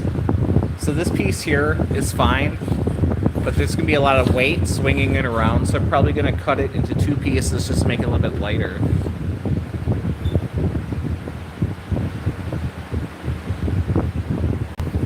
Yeah, so there is a little bellows in here. So when it goes up and down, it just poofs a little bit of air. I do have a box fan pointed at me. It's warm. It's the summertime. It's a workshop, so we don't have We don't have air conditioning. Yes, a bobbin's made from it. Awesome. I've got some solid purple art here. So these two are a spindle. So these are the Art Deco. These are decos. And then I have cutouts, so there'll be a purple heart kitty cat and dragonflies. We got a couple standards and some minis across the top. Purple heart is pretty, but it's a pain in the butt to work with. It likes to burn pretty easily. So you kind of have to take everything a little bit slower than you would with other woods.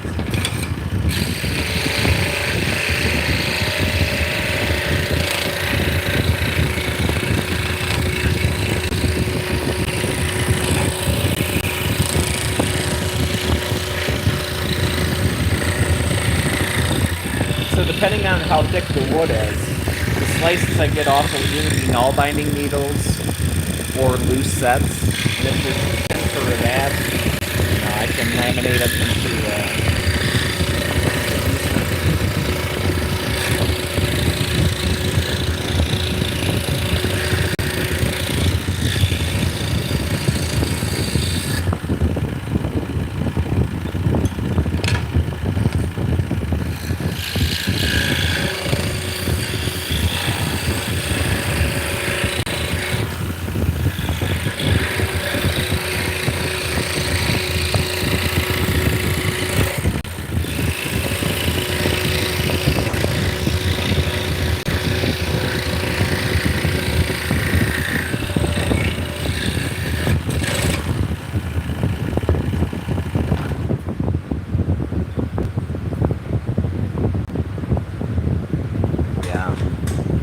Speaking of bobbins, I gotta make bobbins for all those. I need to get off my butt and start becoming a bobbin machine. You're from England? Nice.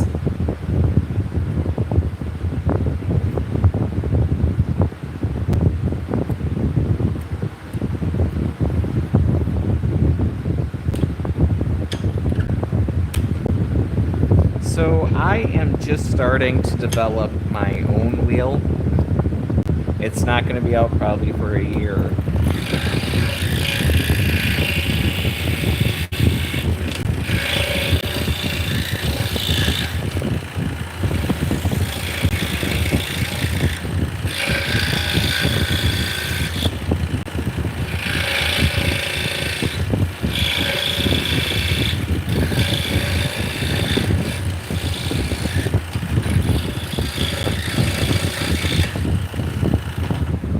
Awesome. Thank you for the sub. Much appreciated.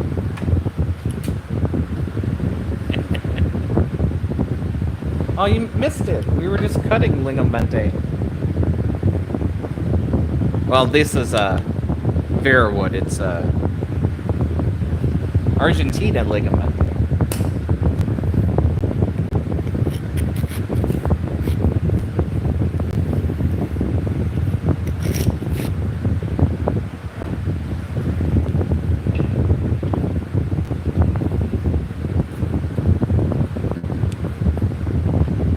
So yeah, I'm working on a small electric wheel, and then I'm also going to be working on a single treadle castle style, like beginner wheel. And then from there, probably work on a double treadle.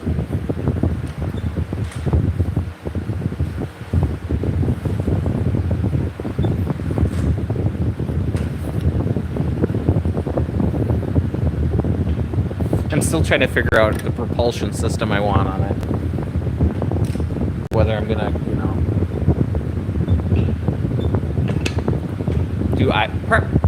whether between Irish and Scotch. I don't know if anybody wants a double drive these days. I mean, I love my Elizabeth, and I tend to run that double drive.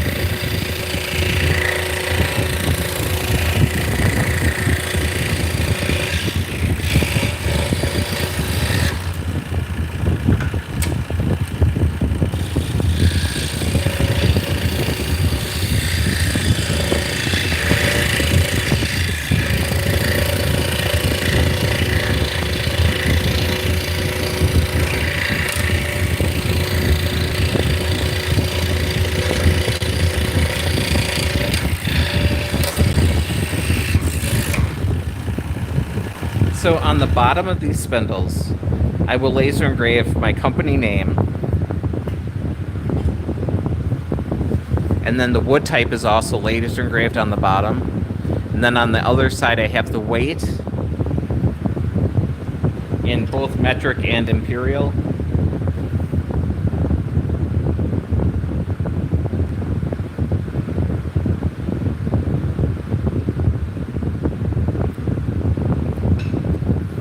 That way you don't have to try to remember what kind of wood it's made out of. You can just look at the bottom.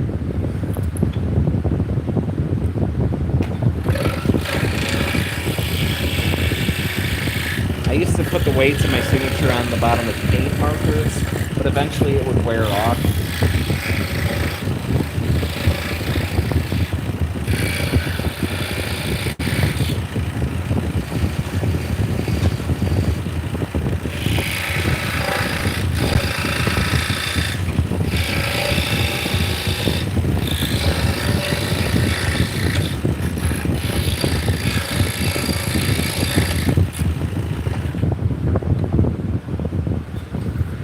What do I call this machine? It's a scroll saw. So SCROLL space SAW.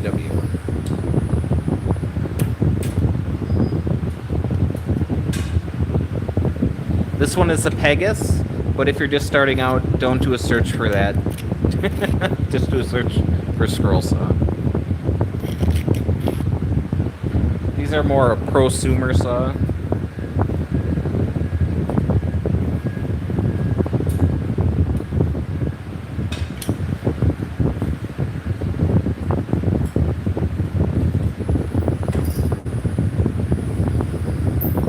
You don't have to drop $1,000 for one of these. But if you use it every day for 4 hours a day, then you can think about it.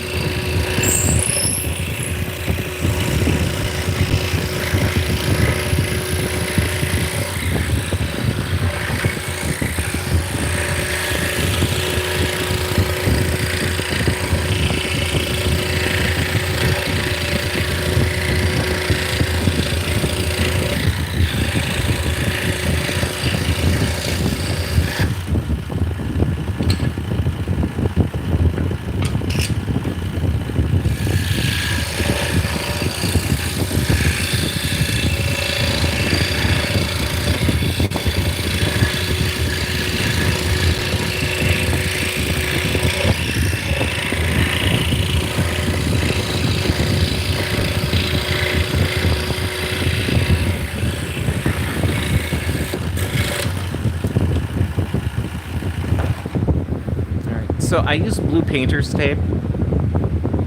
So Vicky puts blue painter's tape down, then spray adhesives the pattern to the top.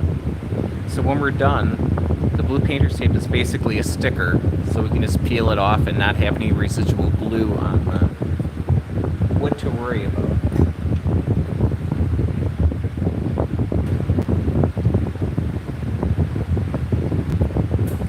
I mean, you could make a template and then trace it if you wanted to.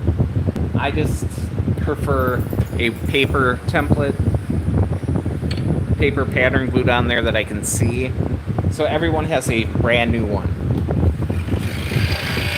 You know, if you're using darker woods, you know, you're not going to see your texture as well.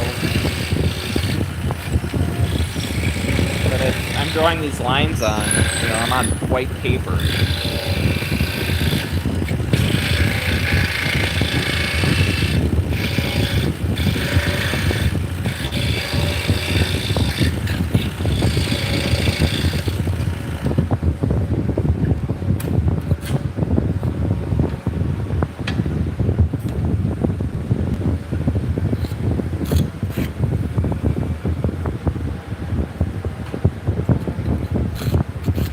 So it's a 1/4 inch diameter for these, the hole is.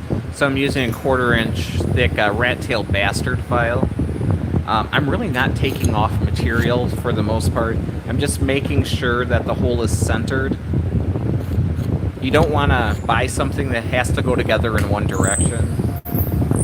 Although One Direction is an awesome band, it's not, you know, not what you're looking for this.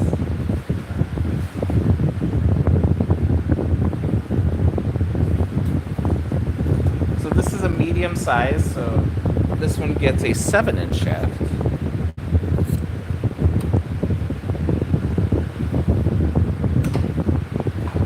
And then we got two minis that take 6-inch shafts.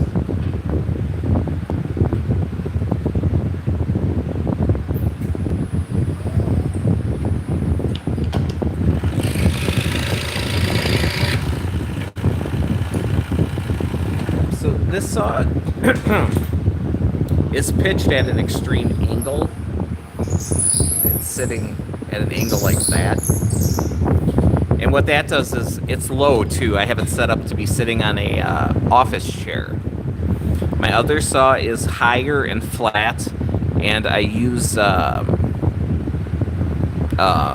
stool, a workshop stool, to sit on for that one. This is just more comfortable for me, and at this angle everything kind of just slides off,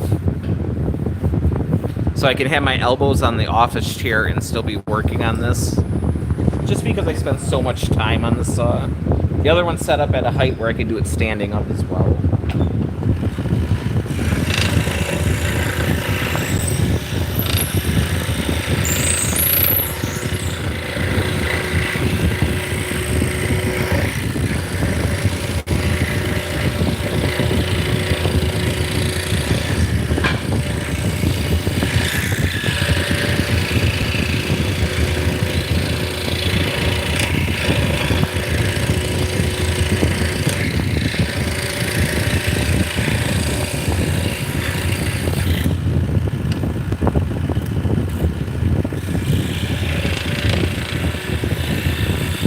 So I did mention earlier we have 3 fiber shows left this season, this year.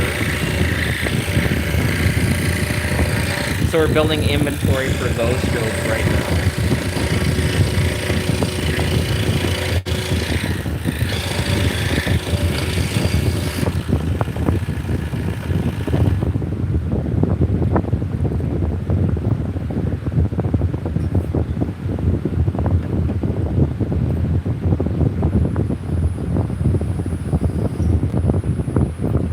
So that's why I'm making so many of these right now, is because those festivals.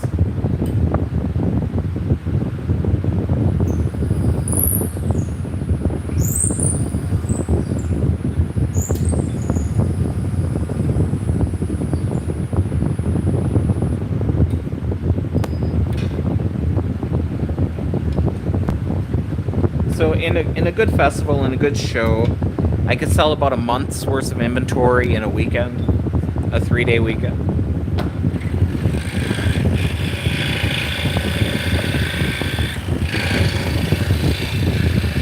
As opposed to online.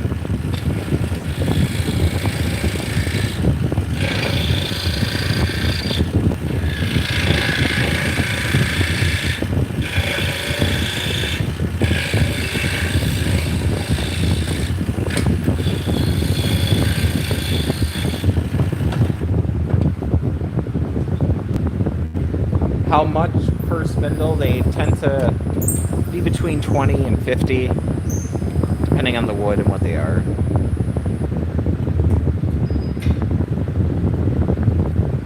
So that's kind of the price range. How many we're making? It's in the hundreds, hundreds and hundreds.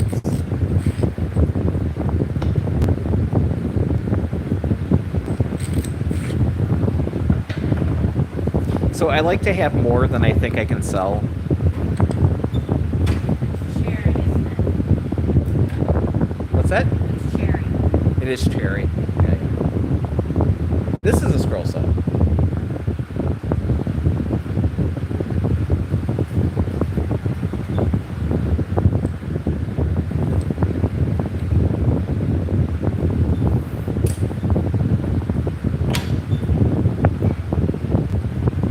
Yep, this is a Pegasus scroll saw.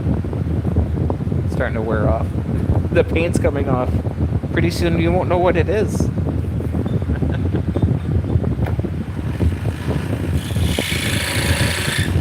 But this is my 11th year doing this.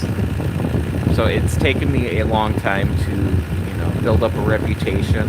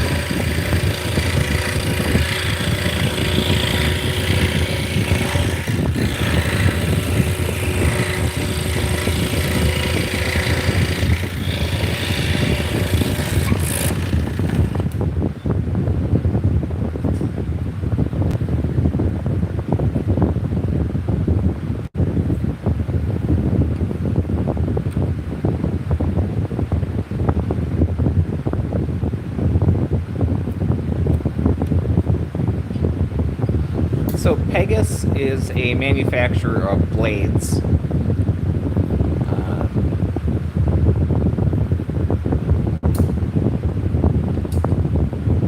So they make very nice scroll saw blades. They make bandsaw blades.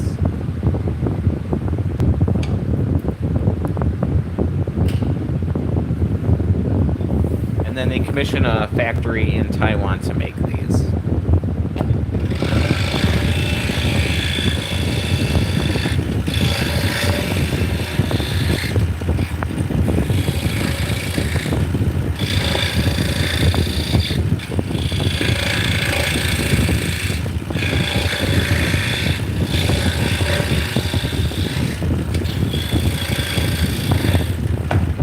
So their big thing is their chucks. They have really nice chucks for holding on to the material.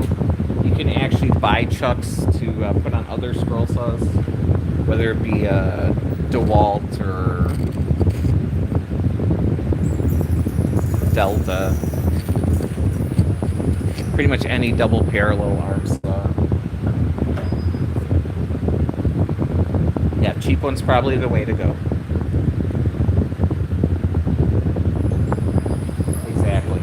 If you're looking at a saw, I would just recommend finding one that takes plain end scroll saw blades.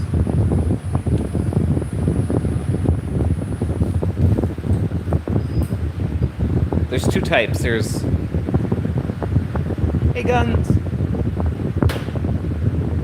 Yep. I definitely have found my niche, that's for sure. I'm gonna ride this out as long as I can. Possibly for the rest of my life, I hope. But, I'm in my 50s, so we'll see how long that is. This one is actually, I laminated it. So this is African Paduke, and the center is Purple Heart. So it gives you that stripe. Now, the piece we're going into next is canary wood on the outside and cherry on the inside. So this one doesn't have a lot of contrast to it. Where if you start getting into this one here, this is Bacote on the outside and maple on the inside. So that has definitely a much more contrast to it. So yeah, two types of blade. There's plain end. These are plain end. And then they have...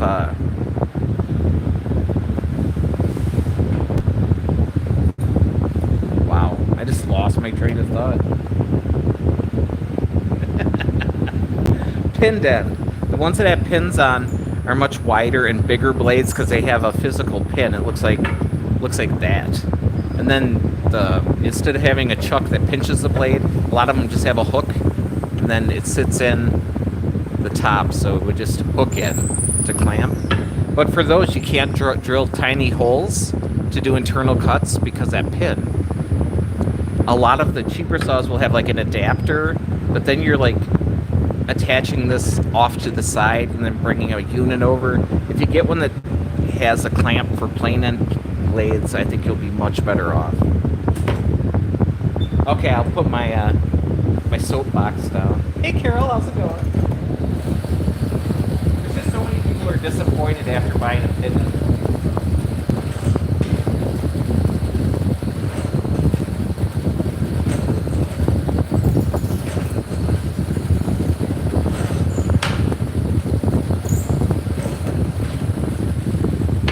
And there's so many different types of blades you can get for these. It's amazing.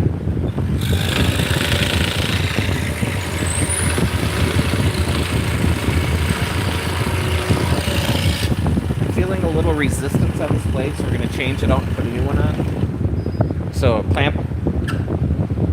There's this clamp here. I'll loosen that up, loosen up the knob on the bottom. There's my blade.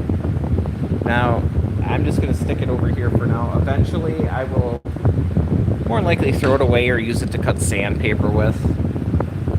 So I have these little vials full of blades. So this is a number 7. This is Nikwa Ultra Reverse. So Nikwa in the United States is also sold under the brand name Flying Dutchman.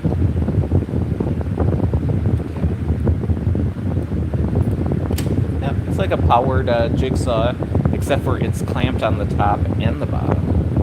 So it's very taut. Rafa, how's it going? Welcome in.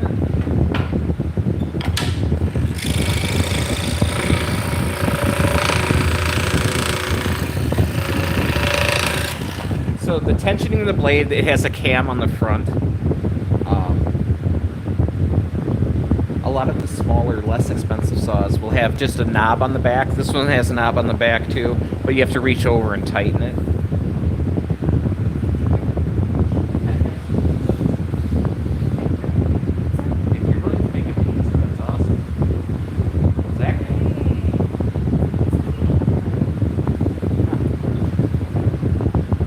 Somebody's on the sidewalk. Looks like with a weed eater. Works for me.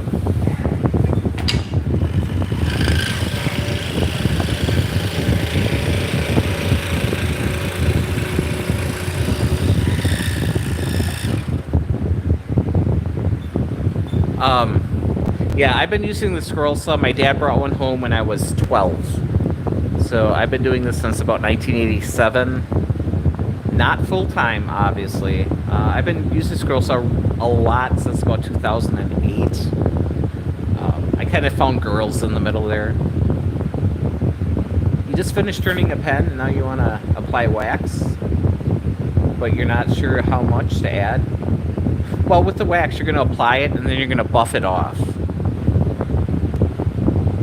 So, you know, add wax, depending on what the wax is, leave it sit for a while, and then come back with like a paper towel and just take off as much wax as you can. Maybe do it a couple times.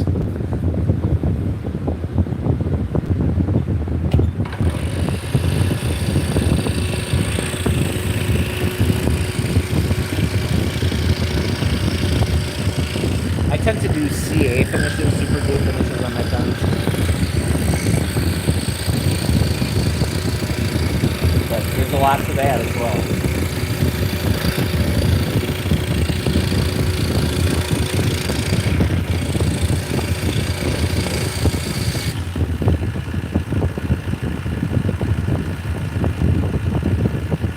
Yeah, I would just hold up the wax on there, let it sit for a couple minutes, and then buff it off.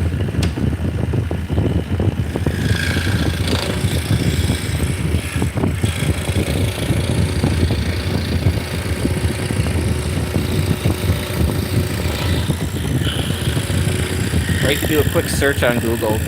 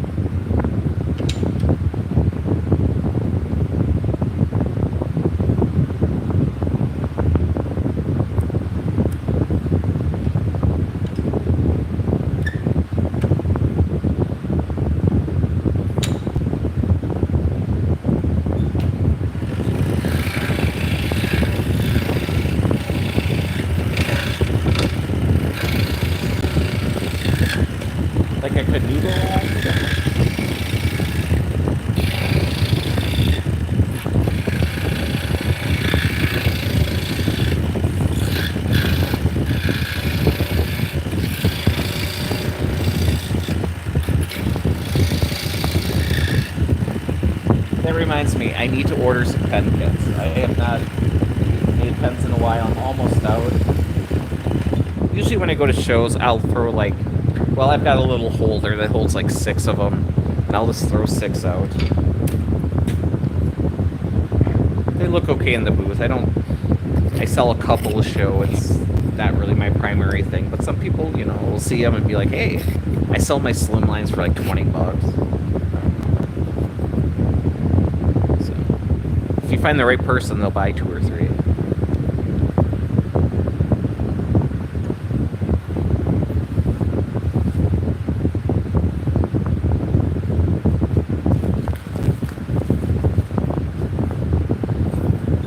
Yeah, I do a ton of burnishing with wood chips.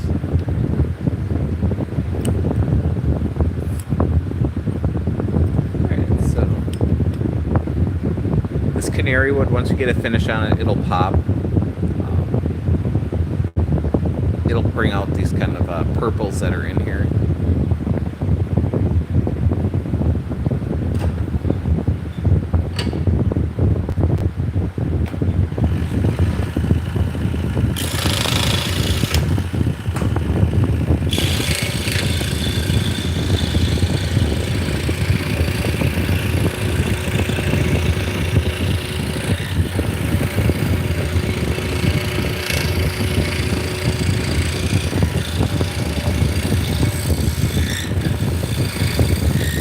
The best part about live streaming is, I think he's making a pizza for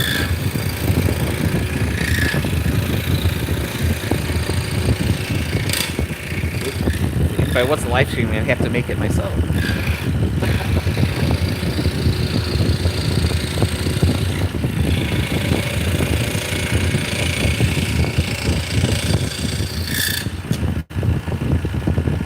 So I bought a Pizza Pizzazz, I don't know, a long time ago.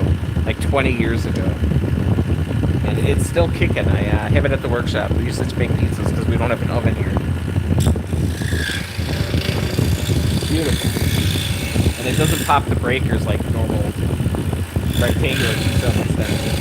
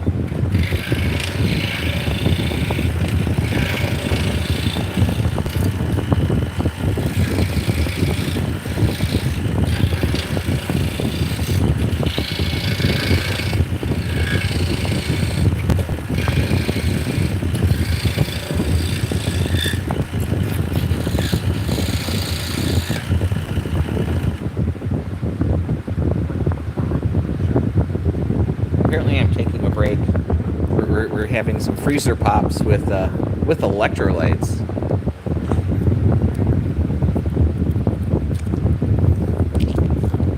All right, these are really good. They're like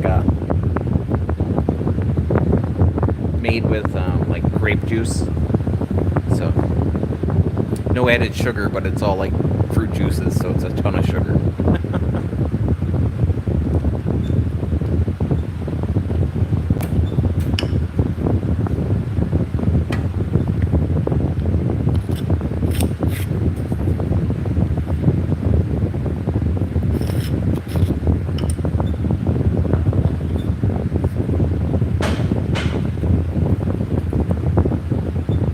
And they're not very carb heavy either.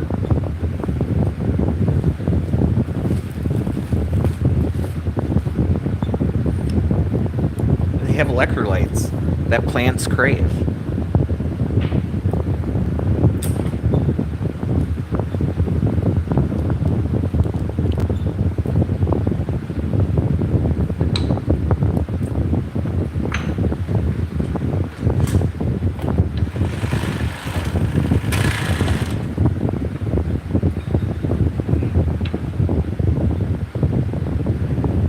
if you guys are watching this on your phones, if you could help me out and just double click the screen, get some hearts going, and hopefully it'll bring some more people in. Or if you don't want to.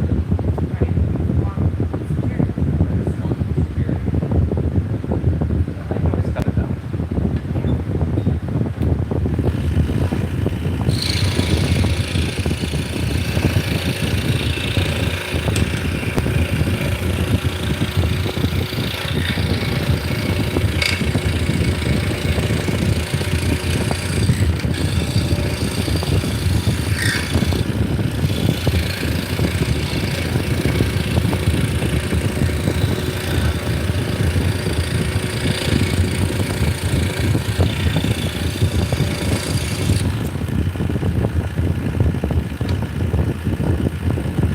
What's that?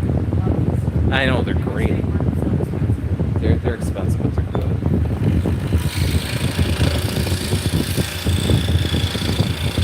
But they have electrolytes that plants crave.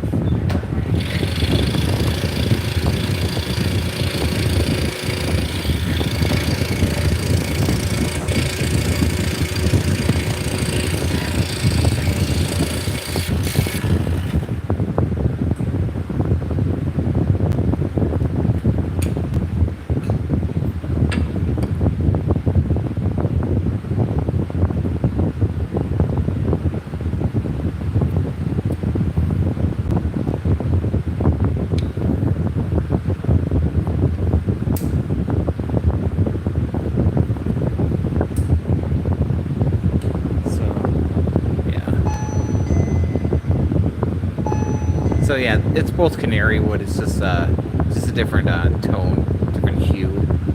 So if you guys ever tried laminating this stuff together, it is a pain. But it looks good. When it looks good, it looks good. I'm trying my best not to make a bunch of cutting boards.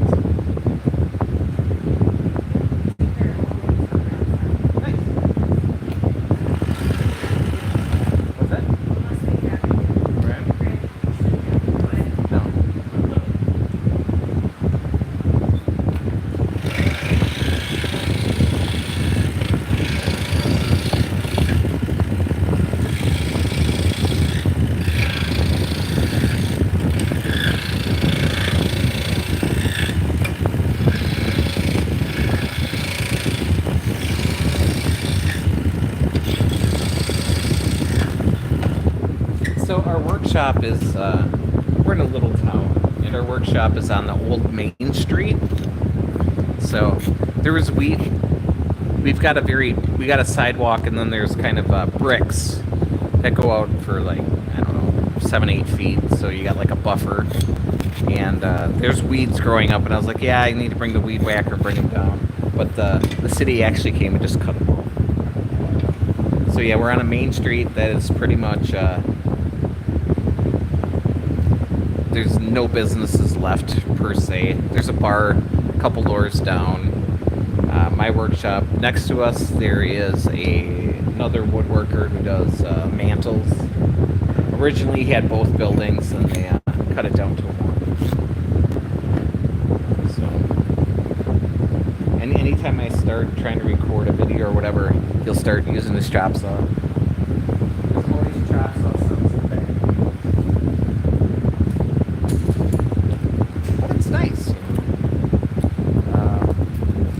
Doors down is the public library.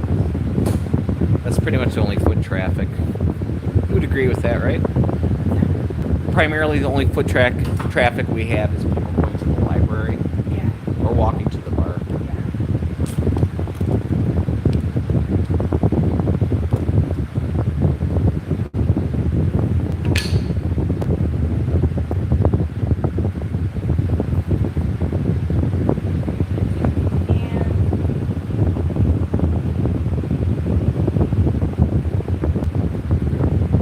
See, and you broke it. Sorry to hear that. It's Purple Heart. It's kind of hard to see after you cut it. It's not as purple. I feel your pain. Sorry to hear that.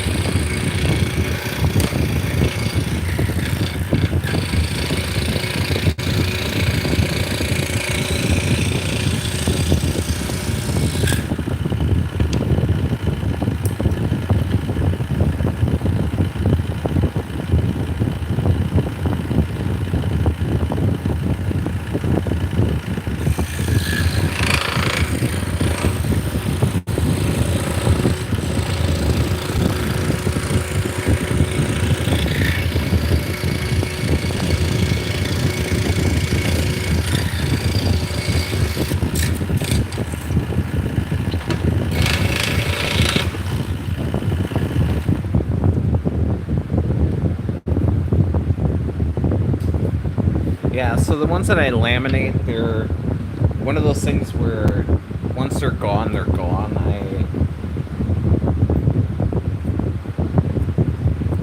I'm not taking orders for specific types of wood and then spend all the time to machine the wood down to fit in here.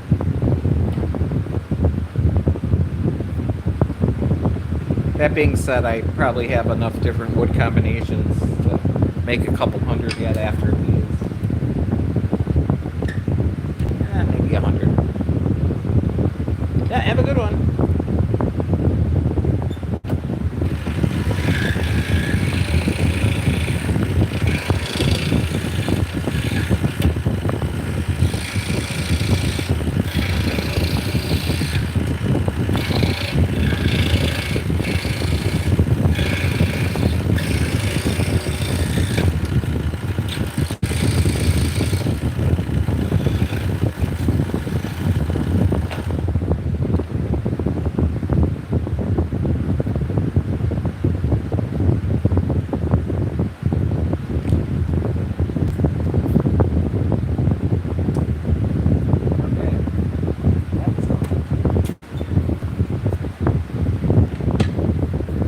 So yeah, we're 2 hours into the stream. I plan on hopefully making it about another hour, but we do have to run to the mill today. I need to get a bunch of cherries, so.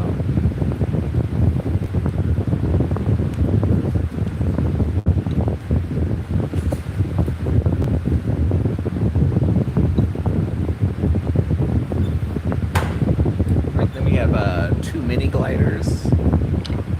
So these come in 3 sizes, a full size, a medium, and a mini.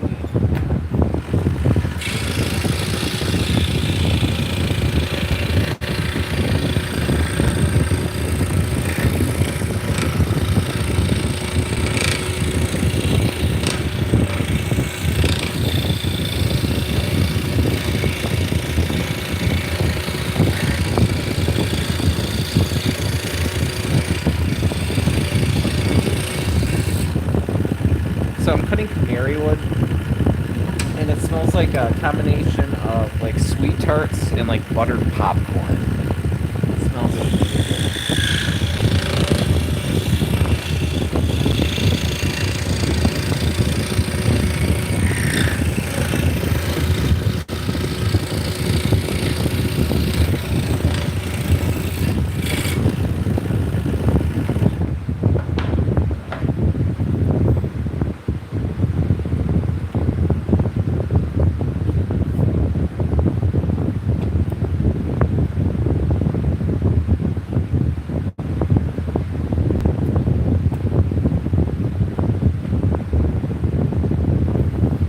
I do have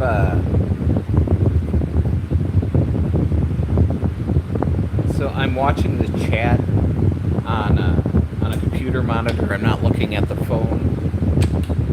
So I've got a monitor by the Lathe. I've got one by the scroll saw. I got one by the laser. Vicky has one by your sanding station, and Vicky also has one by her layout area as well. So when we're not streaming, we tend to have TV shows playing in the background or music. And we're always wearing headphones, so we're not blasting music to piss the neighbors off.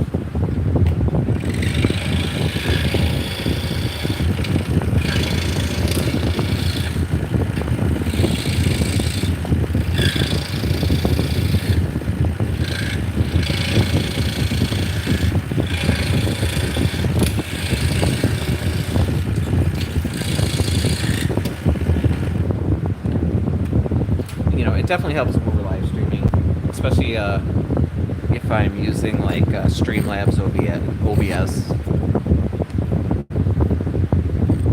Because then I can just click a button rather than moving the phone around. But unfortunately with OBS, if I do a live stream that's vertical, they don't send it out to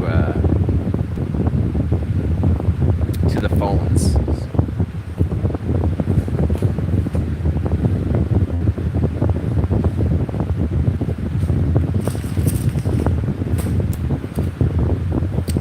The phone that I use for streaming is not my cell phone.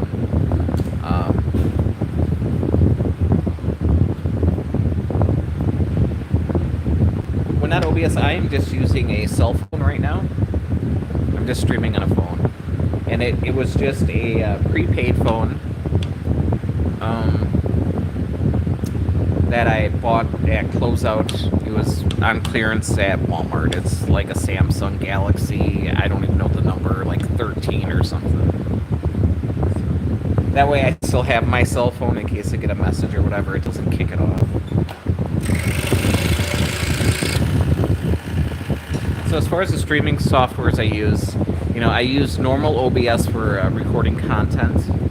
I use Streamlabs or Prism for live streaming. But yeah, we haven't really done any live streaming since we've been in this building, so it's, as far as the OBS live streaming goes, we've tried it a couple times, but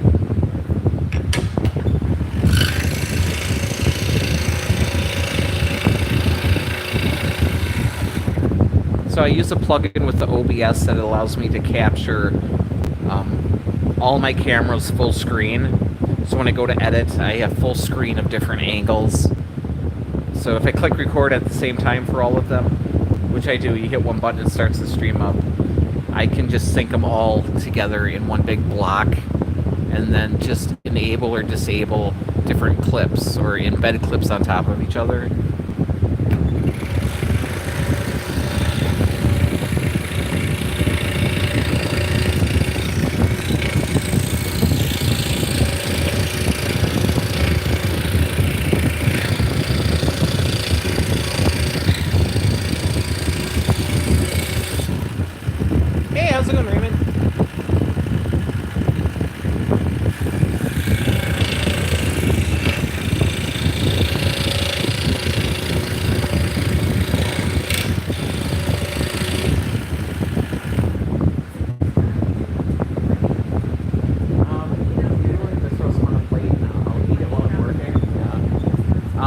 It's almost 2.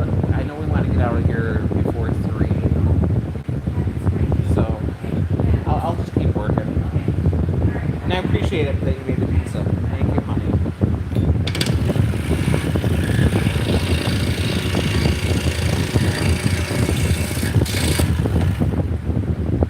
So just to defend myself, I did make dinner last night. So what do you do to see the chat when you're on your phone? I just open up my computer. Here, I'll show you. I'm just watching the stream like everybody else.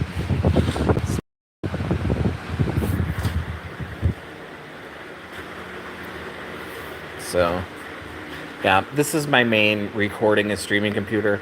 Ignore the dust. So, yeah, I just have the browser open. And then when I'm on the lathe, I've got a monitor on a stand. Hello, you're back. Welcome back. When I'm on the laser, I have that monitor there. That one I use for that computer and the computer we're using now. So Vicky's got one. She's got another one over there too. So this did not happen overnight. A lot of these monitors are from thrift stores. A little easier to just say squares. Ho, ho, ho. Yeah, that's almost 10.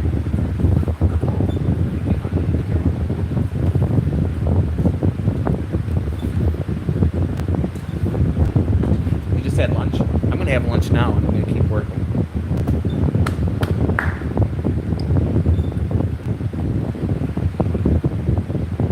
Makes perfect sense.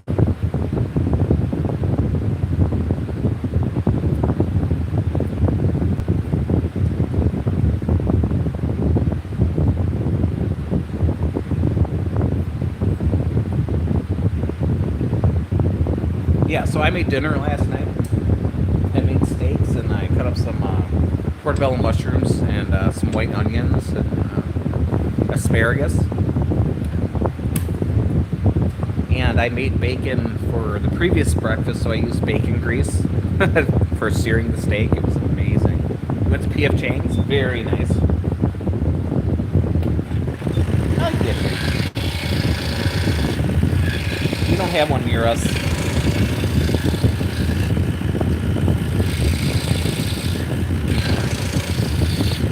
The nearest one is about, I don't know, 40 miles away. But it's in Appleton, Wisconsin, so it's a bigger city. When we go up there to like Woodcraft, you know, we'll stop there. That or Red Lobster.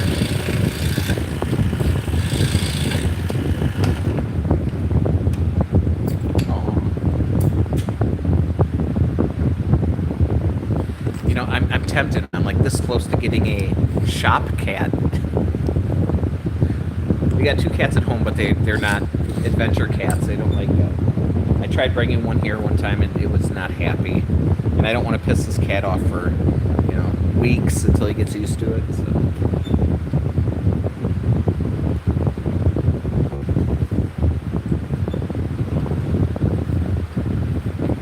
But I think if I had a cat in here, it'd be kind of distracting. All right, we'll keep going. We're going to be cutting out. This is Bacote with hard maple in the middle. Bacote comes from like Mexico. I'm not sure how far down it goes, but quite a bit into North America. I don't think it goes into South America, but I could be wrong.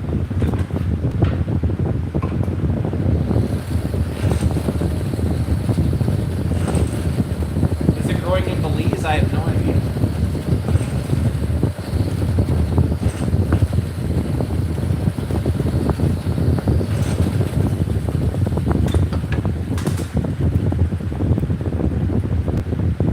Just like the other one, this piece is fine, but where I'm sitting, by the time I spin it around, it's gonna be, you know, hitting me in the guts. I'm just gonna cut it into pieces.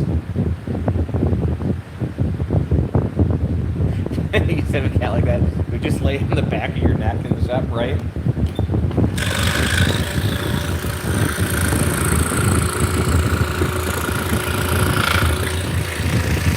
Well, here, my biggest fear is I would get a cat who would just knock everything off.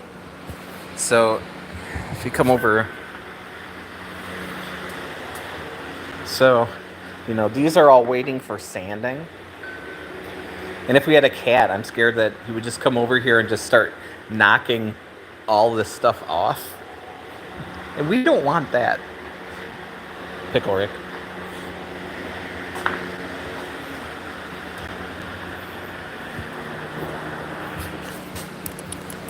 Because most of the cats we have are destroyer of worlds, you know.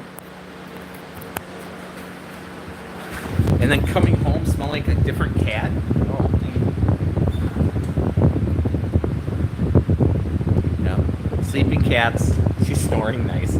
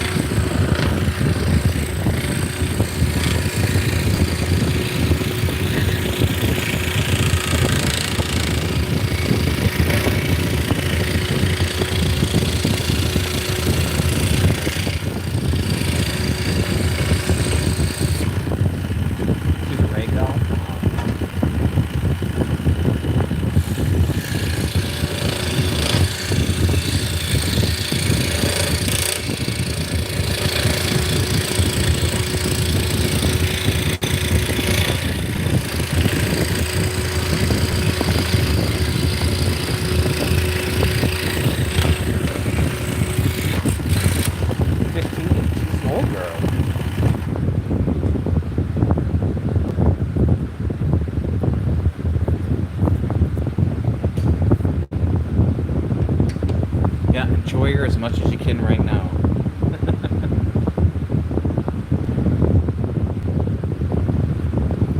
Dragons live forever, but cats do not.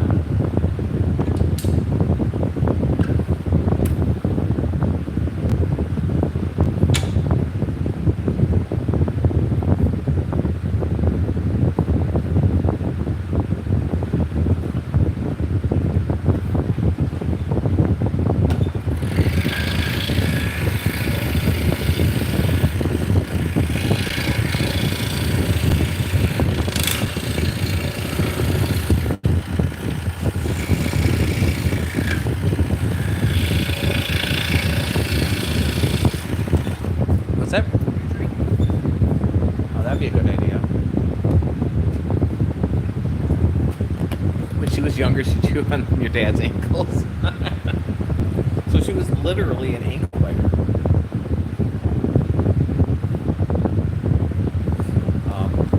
I had a cat named Peanut who hated everybody except for me. I think she started warming up to Vicky a little bit, but if she was on Vicky's lap, Vicky could not move because, you know, it was such a rare occurrence, and she would be covered in scratches if you tried. She knows how to get hurt. Oh yeah.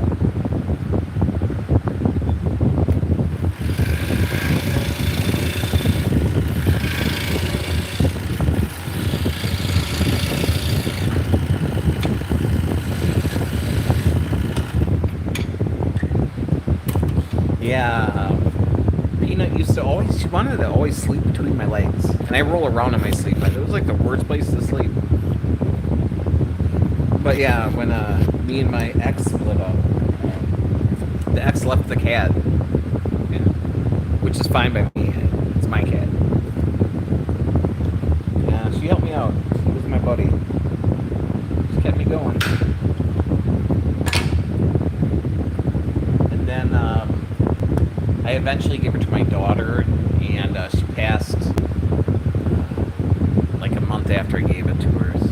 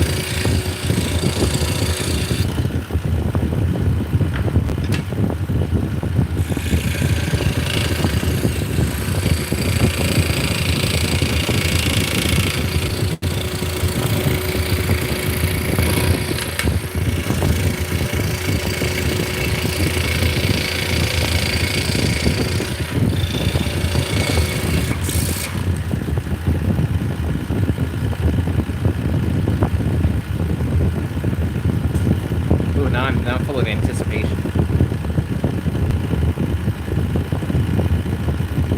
Yes, cats cannot taste sweetness.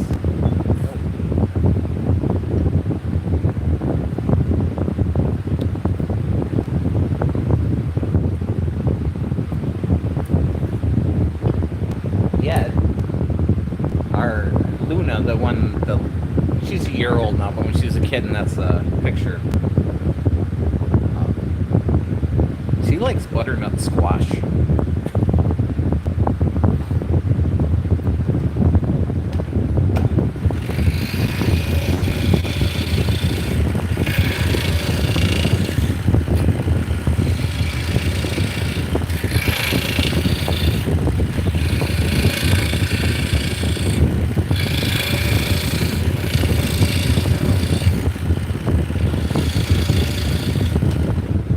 Which I thought was odd because there's butter and brown sugar on it.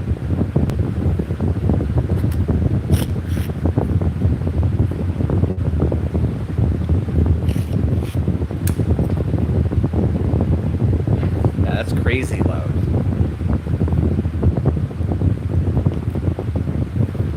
know a cat purr is at the same rate as a idling diesel engine?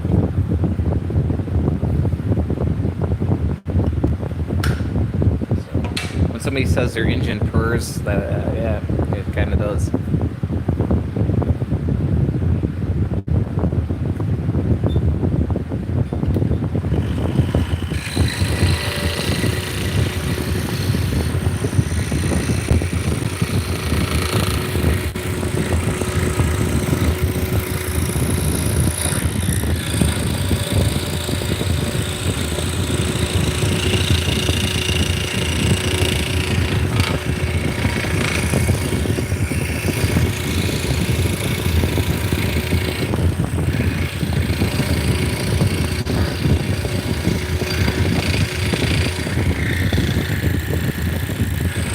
You know, it's about woodworking and cat facts.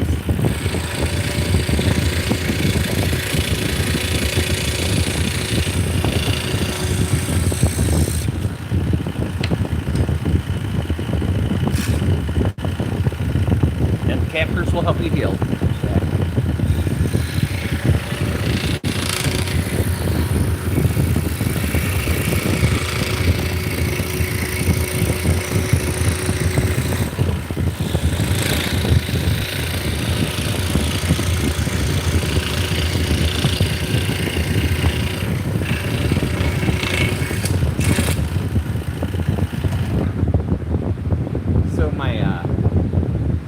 We've had 6 cats. I think that's our limit that we had. Sure. More. Sure. So yeah, we had 6 cats at one point in time. My girlfriend's sister dropped a few off. So we went from 6 to 5 to 4 pretty quick. Sounds like the normal amount.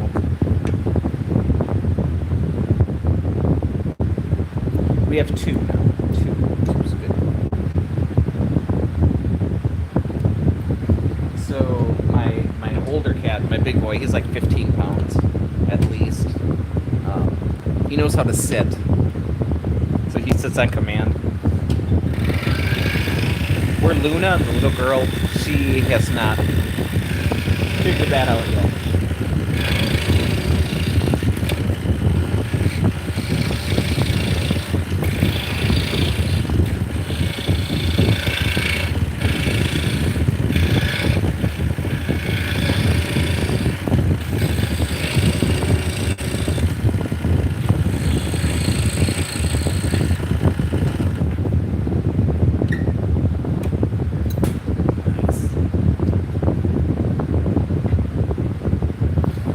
Before these cats, we had a pair of orange tabbies. Now we got gray tabbies.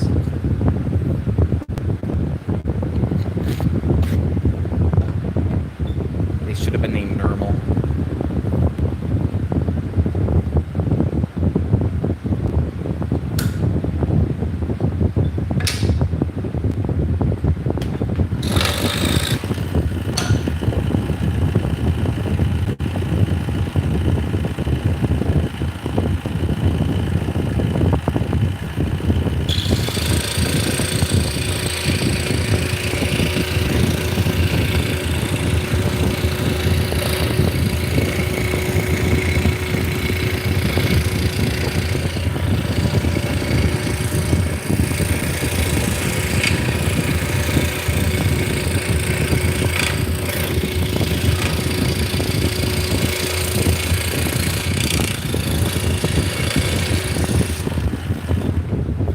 Both our cats were feral. We got them as kittens, and they were wild childs. Jordy, our first one, they were living on a farm, and they were too little when their mom got run over. His brothers and sisters were rehabilitated pretty quick, but he just refused. So my cousin actually runs a rescue. So when they're looking for a cat, she's like, well, this one really needs some love, you know, and I'm like, you know, we could do that. So we fostered him for You know, we could foster him for, you know, a month or whatever. We fostered him for a week, and it might have been 2 weeks, and we just adopted him. Screamer. Hey, Scavenger, how's it going? And then Luna was a barn cat that somebody trapped and then decided they didn't want, so he got her.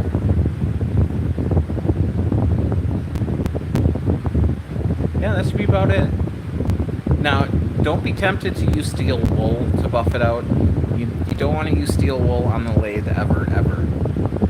Because it can get ripped out of your hand and just destroy your hands. So yes, paper towel. You start screaming right off. Yeah.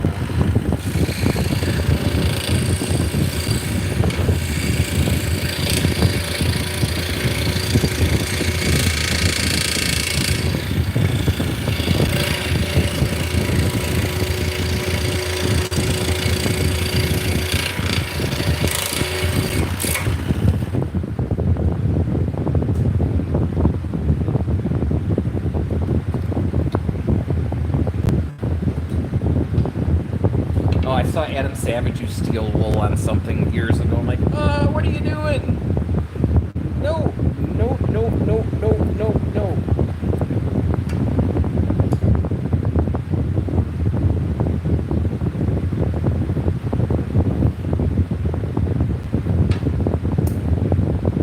I mean, it works. Cut you all to hell, but it'll work.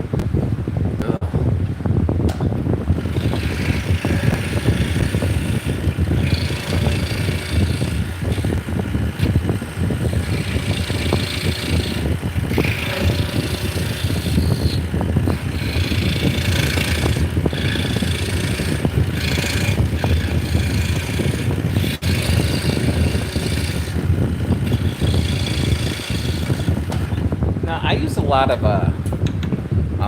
paper bags, that brown craft paper. I use it a lot for buffing. So maybe hit it with a paper towel. Try to get up as much as you can, and then hit it with some like brown paper bag.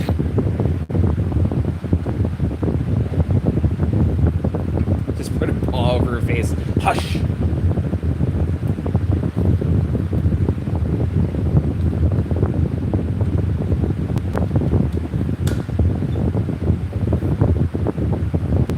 Or get some of those treats that come in a tube, and she would love you forever.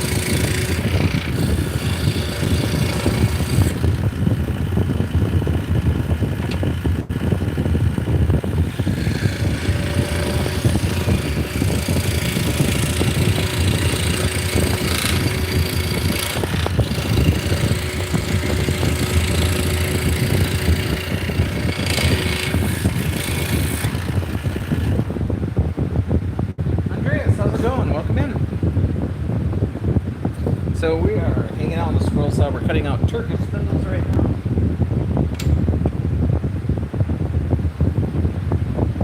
I'm also sneaking some pizza here and there after my lunch.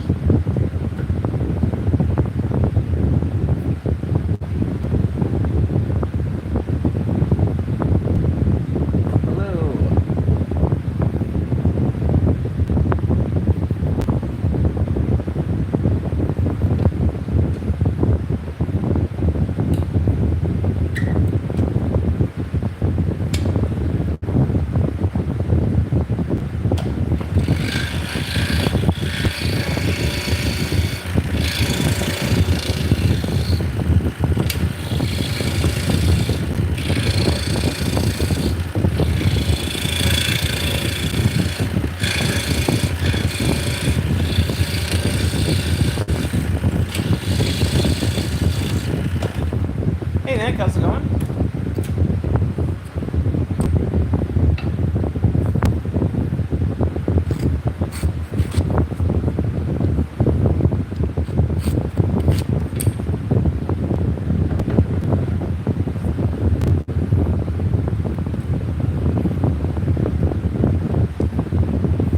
Alright, let's grab another piece here. Let's see what's over here.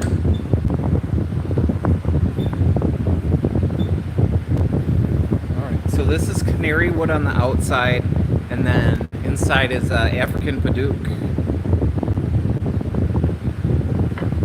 So, the brown paper buff worked great. Awesome, glad to hear. Yeah, that using brown paper bags for buffing is just, it's amazing. So whenever I go to the grocery store, you know, I'll have them put it in paper bags.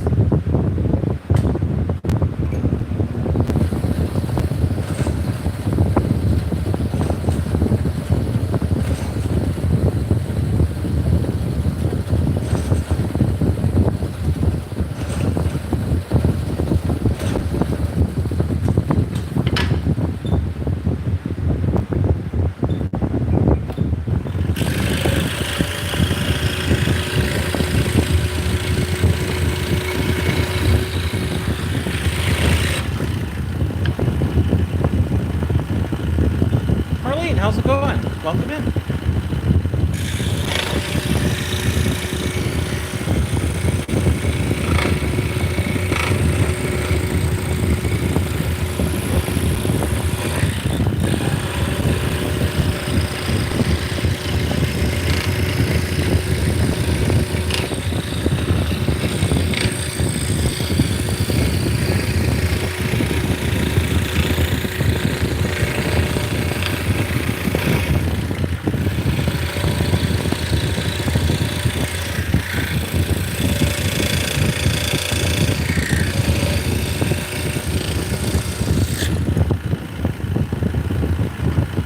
How deep is the throat on your saw? This is 21 inch.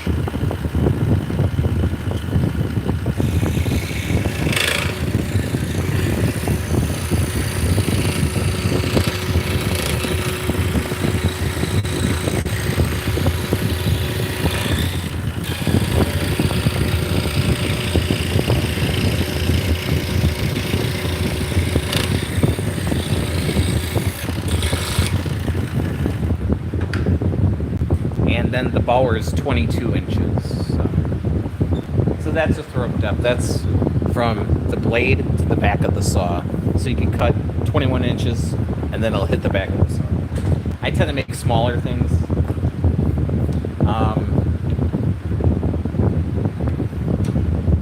If I ever have to replace this saw, I'll probably do like a 16-inch king. That's fine. What type of blade do I recommend? Right now I'm cutting with nickel blades. These are Flying Dutchman. These are ultra reverse. So the bottom of the blades, the teeth face up for the first half inch or whatever, and then they face down for the rest, so it cleans off the bottom. Nickel's good. I also carry, so I got a full line of those, and these are Mach Speed blades by Olson. I get these at Menards. They're very aggressive. I don't like a lot of their blades, but I do like the Mach Speed blades. And then I also carry Pegasus blades as well. Good manufacturers, you know. Some are more aggressive than others. And there's just so many different types of blades, too, as far as styles go.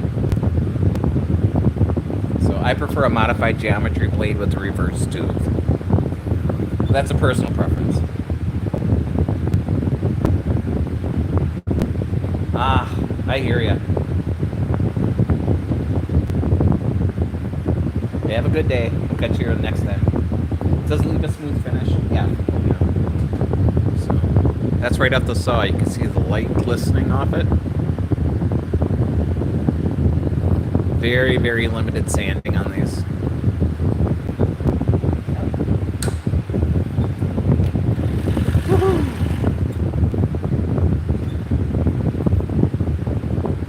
Pizza.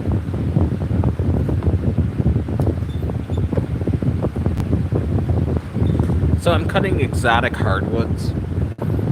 So I'm using a number 7 for a 1/2 inch thick. If I was using a softer wood, like a number 5 would be good.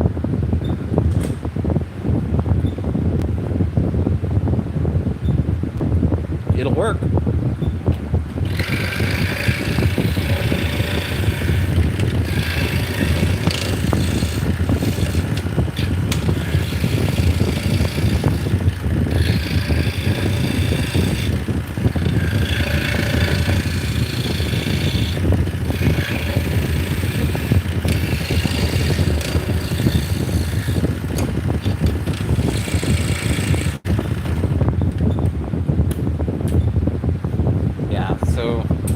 Spend a lot of time in the workshop, so we've got a small refrigerator with a freezer on the top, so it's not like a dorm refrigerator, it's a little bit bigger.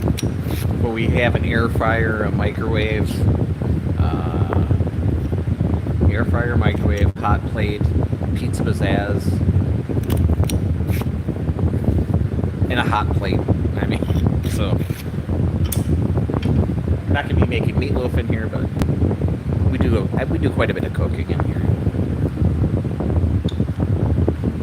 Oh, and then I got a little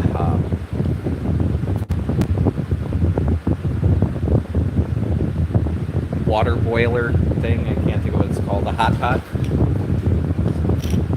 for ramen noodles and spaghetti and that kind of stuff. And then we got a coffee maker and one of those big oil popcorn poppers. So the purple 45. Okay. Sweet. Hey Jit, how's it going? So, I think we're going to go for about another 15 minutes, and then we can get going. I want to get to the mill. I don't want to show up, like, you know, when they're trying to clean up to go home.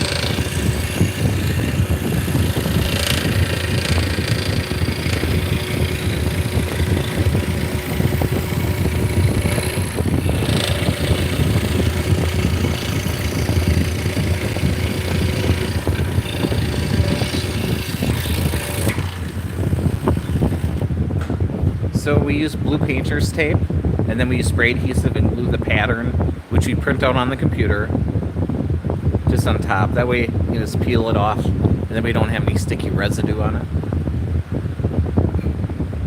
The reason we use blue painter's tape is normal masking tape tends to be pretty much the same color as like maple. So sometimes you don't see that you got tape on it, and then you go to hit it on a sander, and then it just makes a sticky mess to deal with.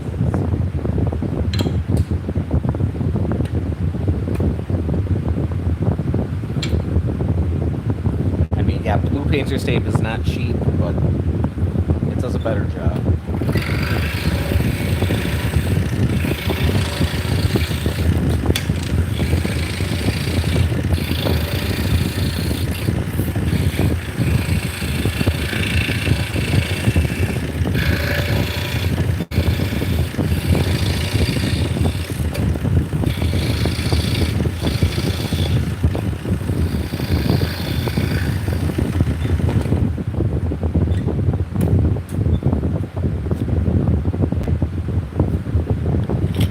Once these are sanded, when we sand them, we round over all the edges.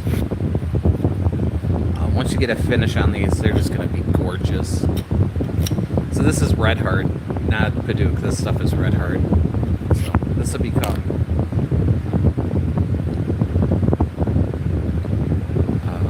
much darker with the finish on.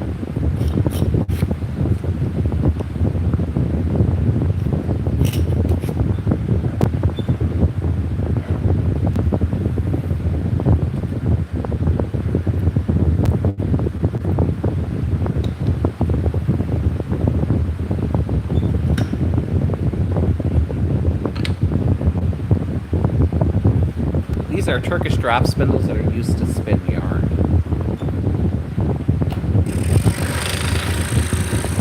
So these do the same thing a spinning wheel does. These actually came before spinning wheels.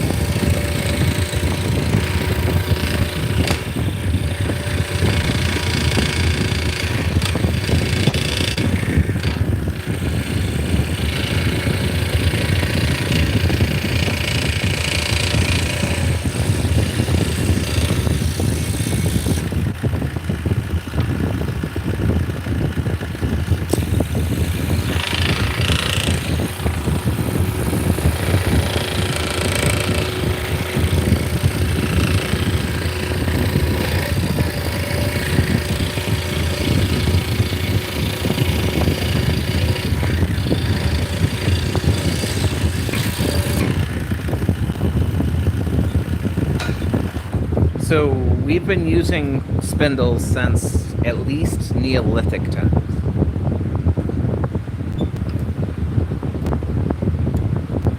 It's one of the first simple machines.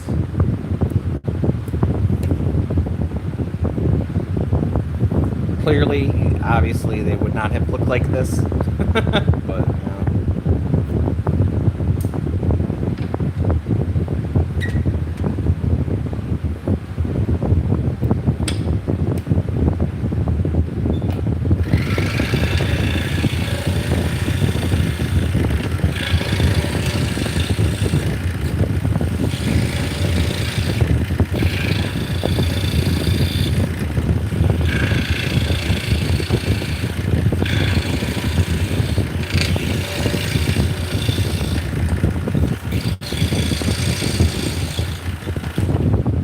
it's not just about making, yarn for clothing.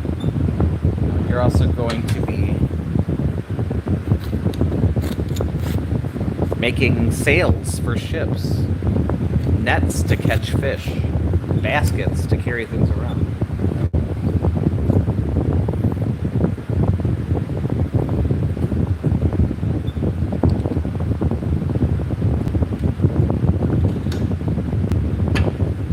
Shadow, how's it going? Welcome in. We're just kind of hanging out on the scroll saw, making some Turkish style drop spindles today. We were on the lathe earlier.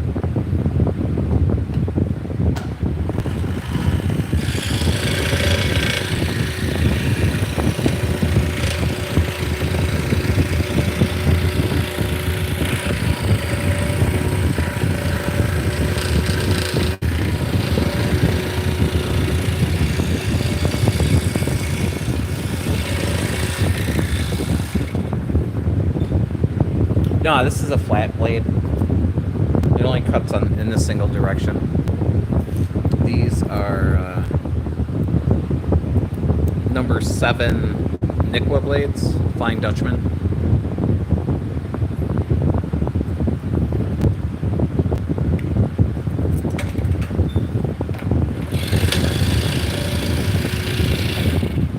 My last project I did with spiral blades, the last video we made. Come over here.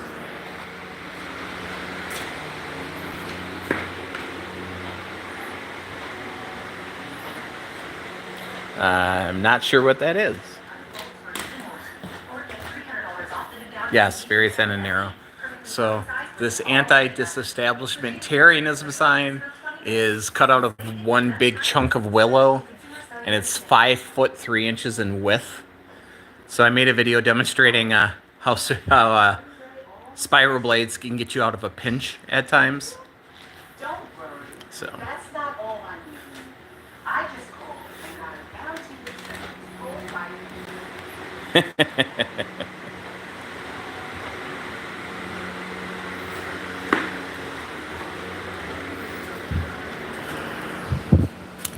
Yeah, so we made a video about that. If you want to make one for yourself, the pattern's free.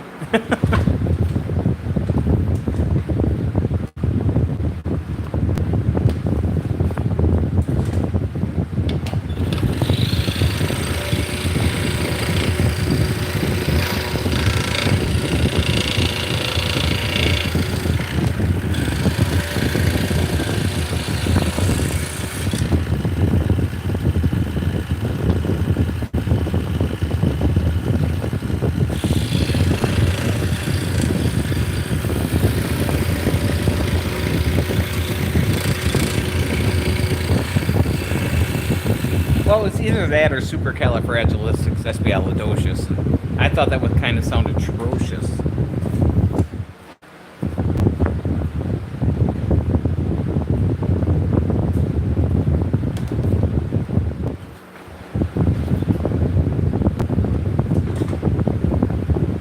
It depends on the blade. So these are flat blades, so...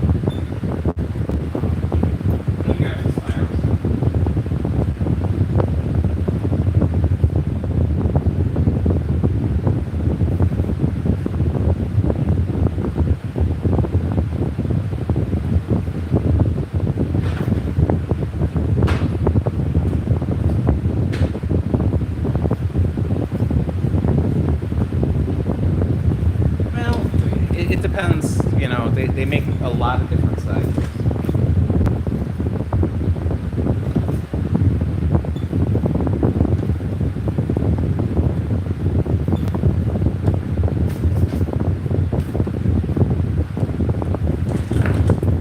So this is a 2.0 blade. So it's not very wide at all.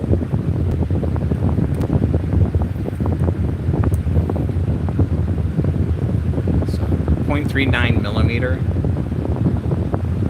So, but these are for thin wood. You know, if you're using like an 1/8 inch piece of plywood, that's what that would be for. Like that big sign that was cut out of willow that was 1 inch thick.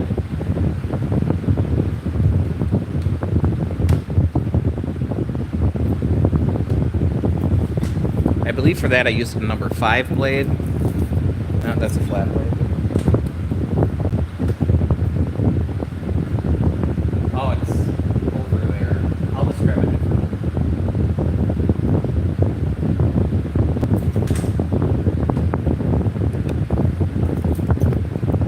So this is a number 8 blade, so that's 1.5 millimeter. Well, if it catches it when it's turning, more like 2 millimeter.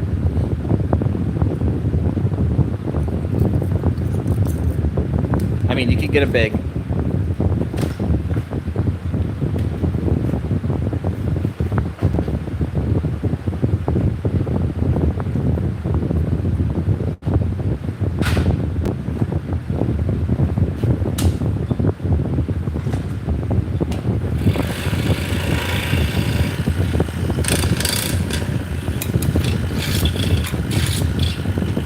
So if you look, we're not dealing with a huge curve here at all. It's about the thickness of the line I'm cutting out. Hey Arts, how's it going?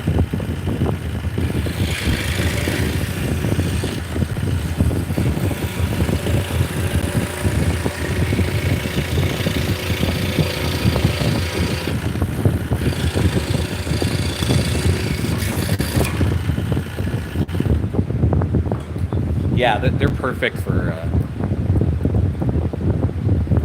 scroll saw blades.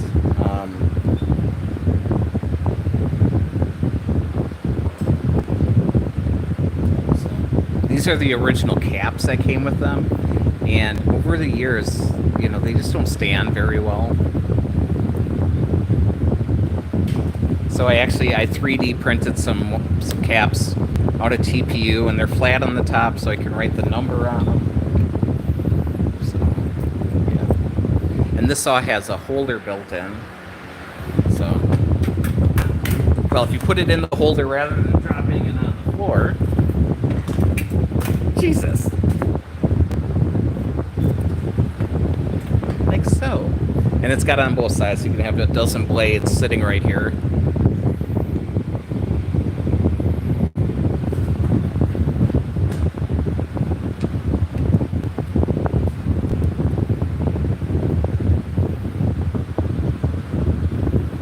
So some blades actually come in tubes.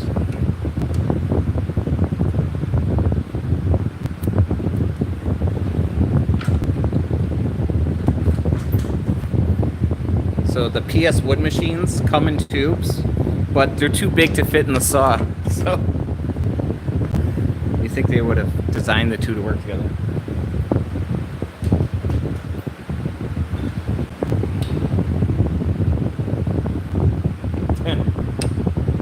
I wish my stuff was more organized.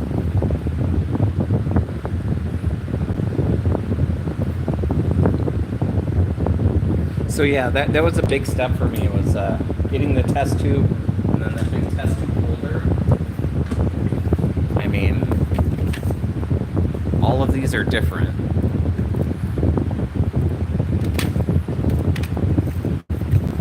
So, yeah, crazy.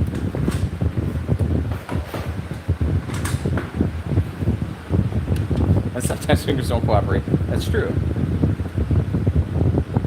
I usually cut myself about twice a year, give or take.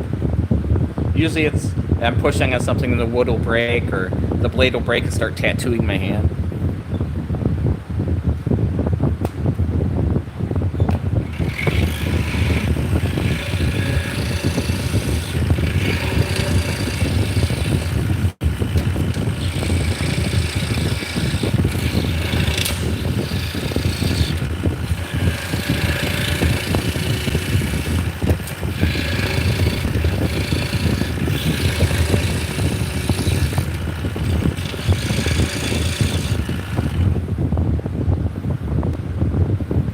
Waiting for my wife's chemistry set.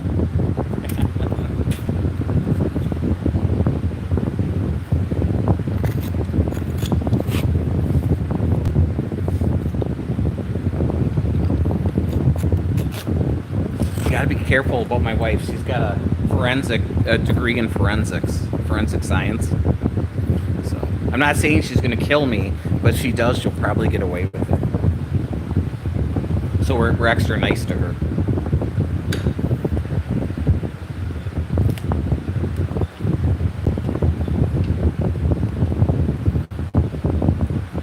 I've already said too much.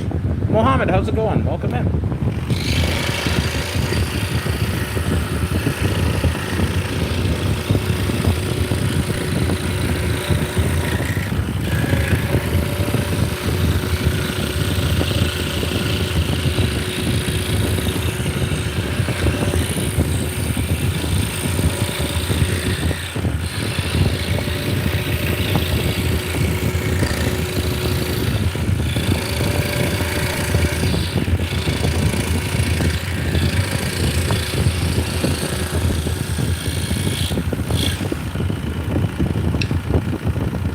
You can see how much my angle my saw's at.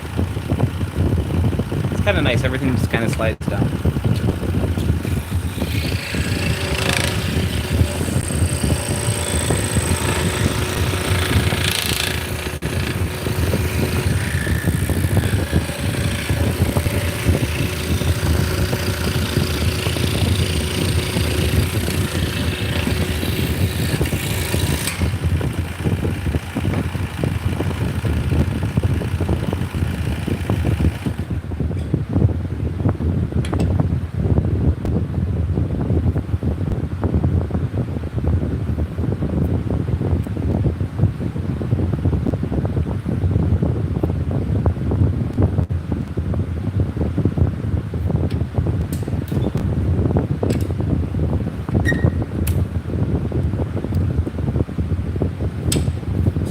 This is the nice thing about scroll saws. You can drill a hole and put the blade through and make internal cuts.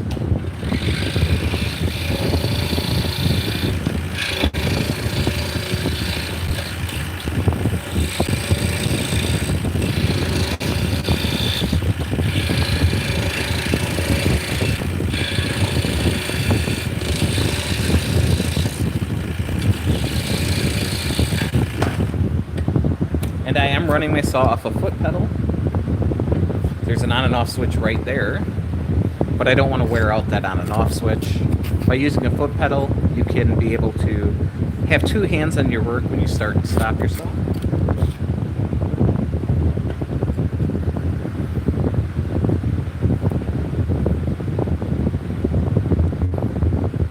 Yes, let the blade do the work.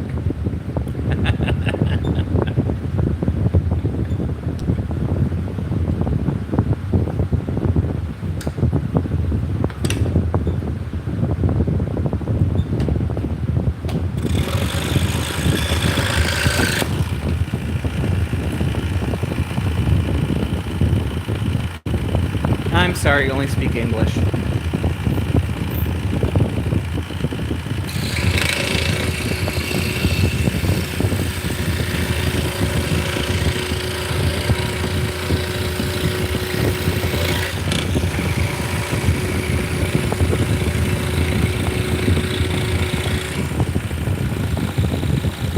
Oh yeah.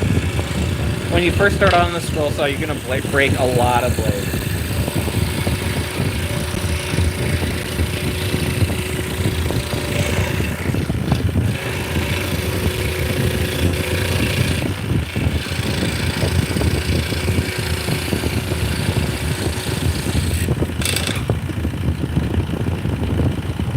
Hello, welcome in.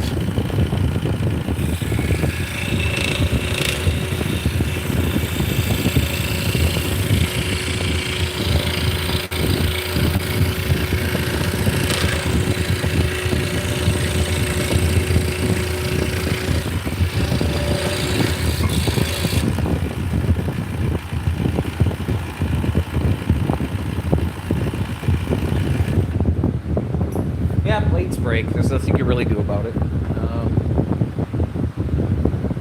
I don't break very many blades these days, but it happens.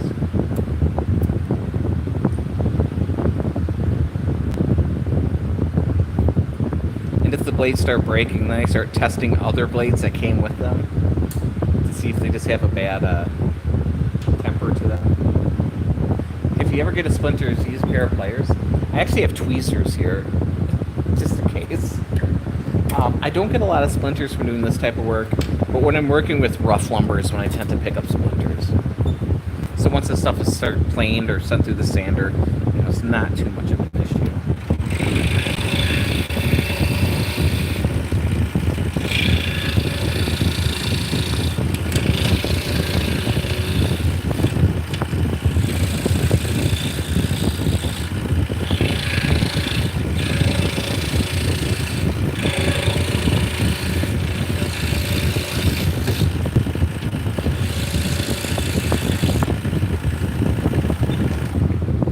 Pliers will also work. I've taken out pliers with little needle nose people.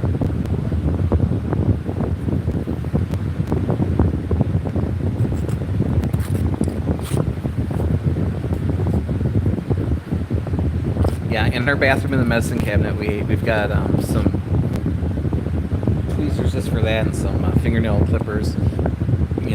Just little things. It can drive you nuts if you get a hangnail.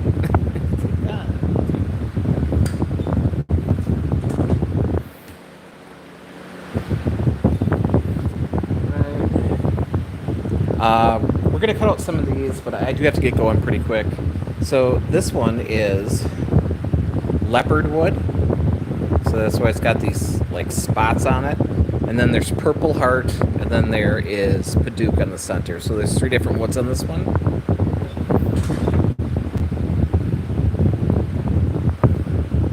Yeah, and if I can't get it with the tweezers or pliers, that's when I go and I grab a scalpel or razor blade and start extracting.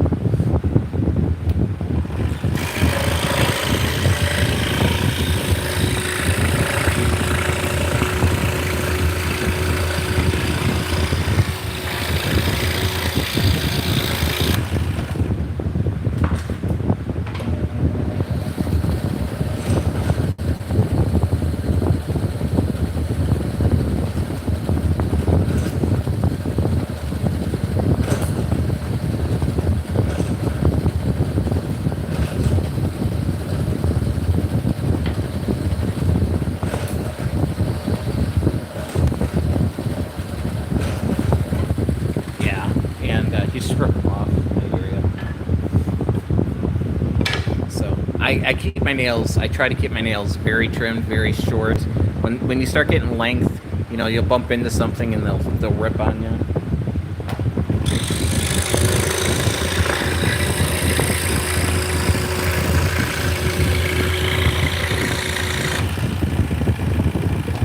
Yeah, it's really pretty. So the purple heart, when you start machining it, it'll turn brown. Once it gets back out into some UV light, it will start turning purple again. So it's a disappointing thing about purple art. So this piece has been sitting out. You can see how that's purple there. But where I cut it, it's not purple anymore.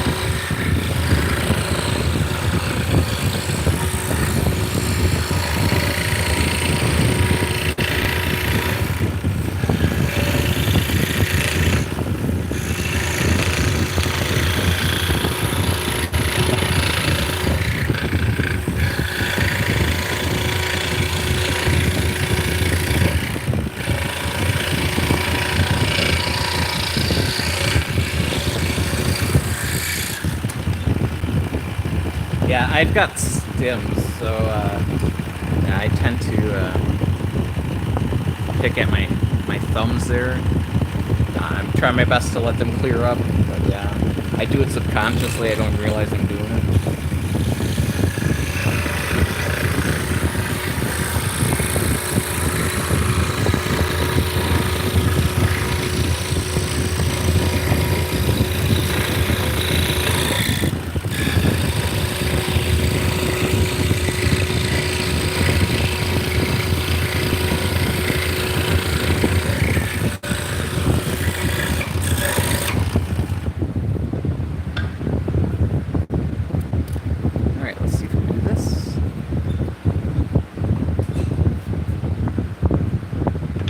So yeah, I'm neurodivergent. Obviously, you know, being able to sit here and do this hours on end, there's something ain't quite right.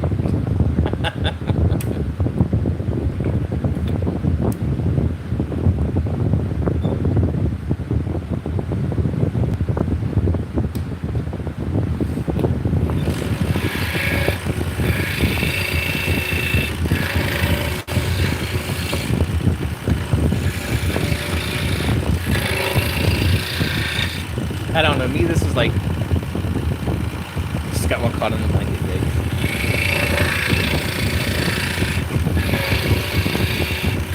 This kind of stuff is just shut your brain off kind of thing.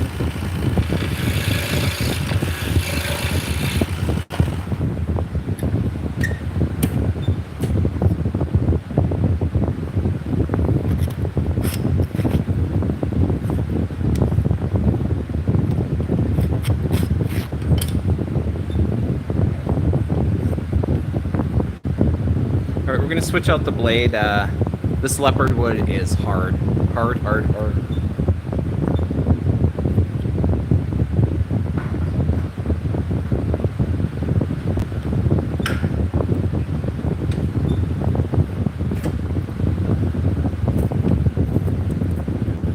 So the Nikwa blades, because this is a reverse tooth, there is a top and the bottom.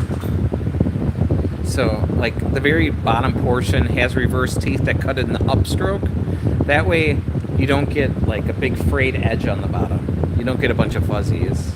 Take advantage of whatever you got. Exactly. And on the top, these actually have a crimp. If you can see it, you can feel it. There's a crimp there. And the crimp always goes to the top, so you don't have to sit there and try to stare at the blade and figure out which direction. You just look for that crimp.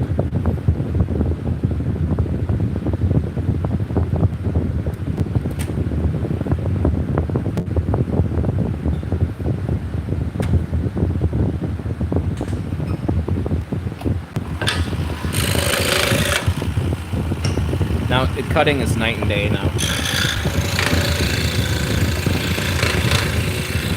So you gotta let the blade do the work and give it time to cut.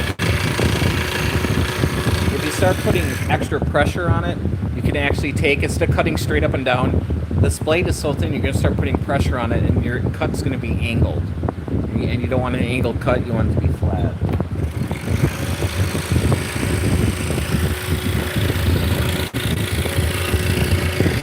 You don't want to be Icarus. You want to be able to cut fast through your phone. Take that. But you don't want to fly too close to the sun.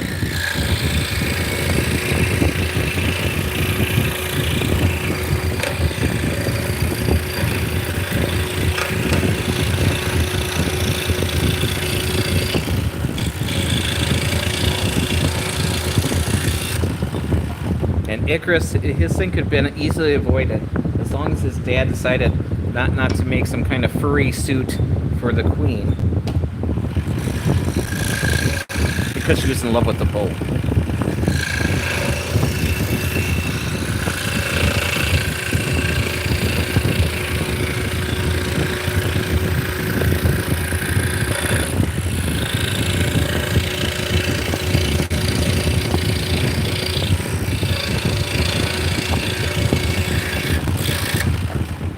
What happens when you get too frisky with the bull? You end up having a minotaur, and then you have to make a maze to hide him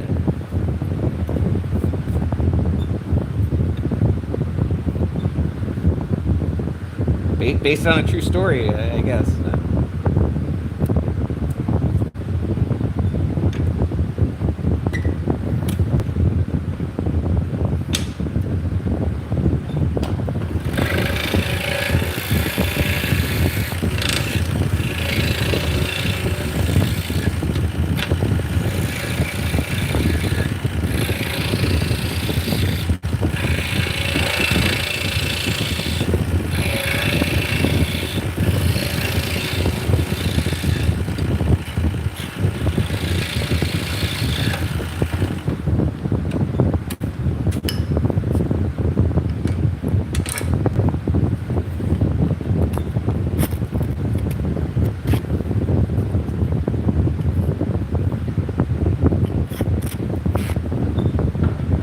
Alright guys, well I'm going to be calling in a stream.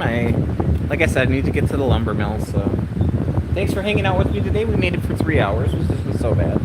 I wanted to do 5, but what can you do? So have a great day guys, and we'll catch you next time. Hopefully maybe Monday or Tuesday. So alright guys, have a great day. We'll see you next time.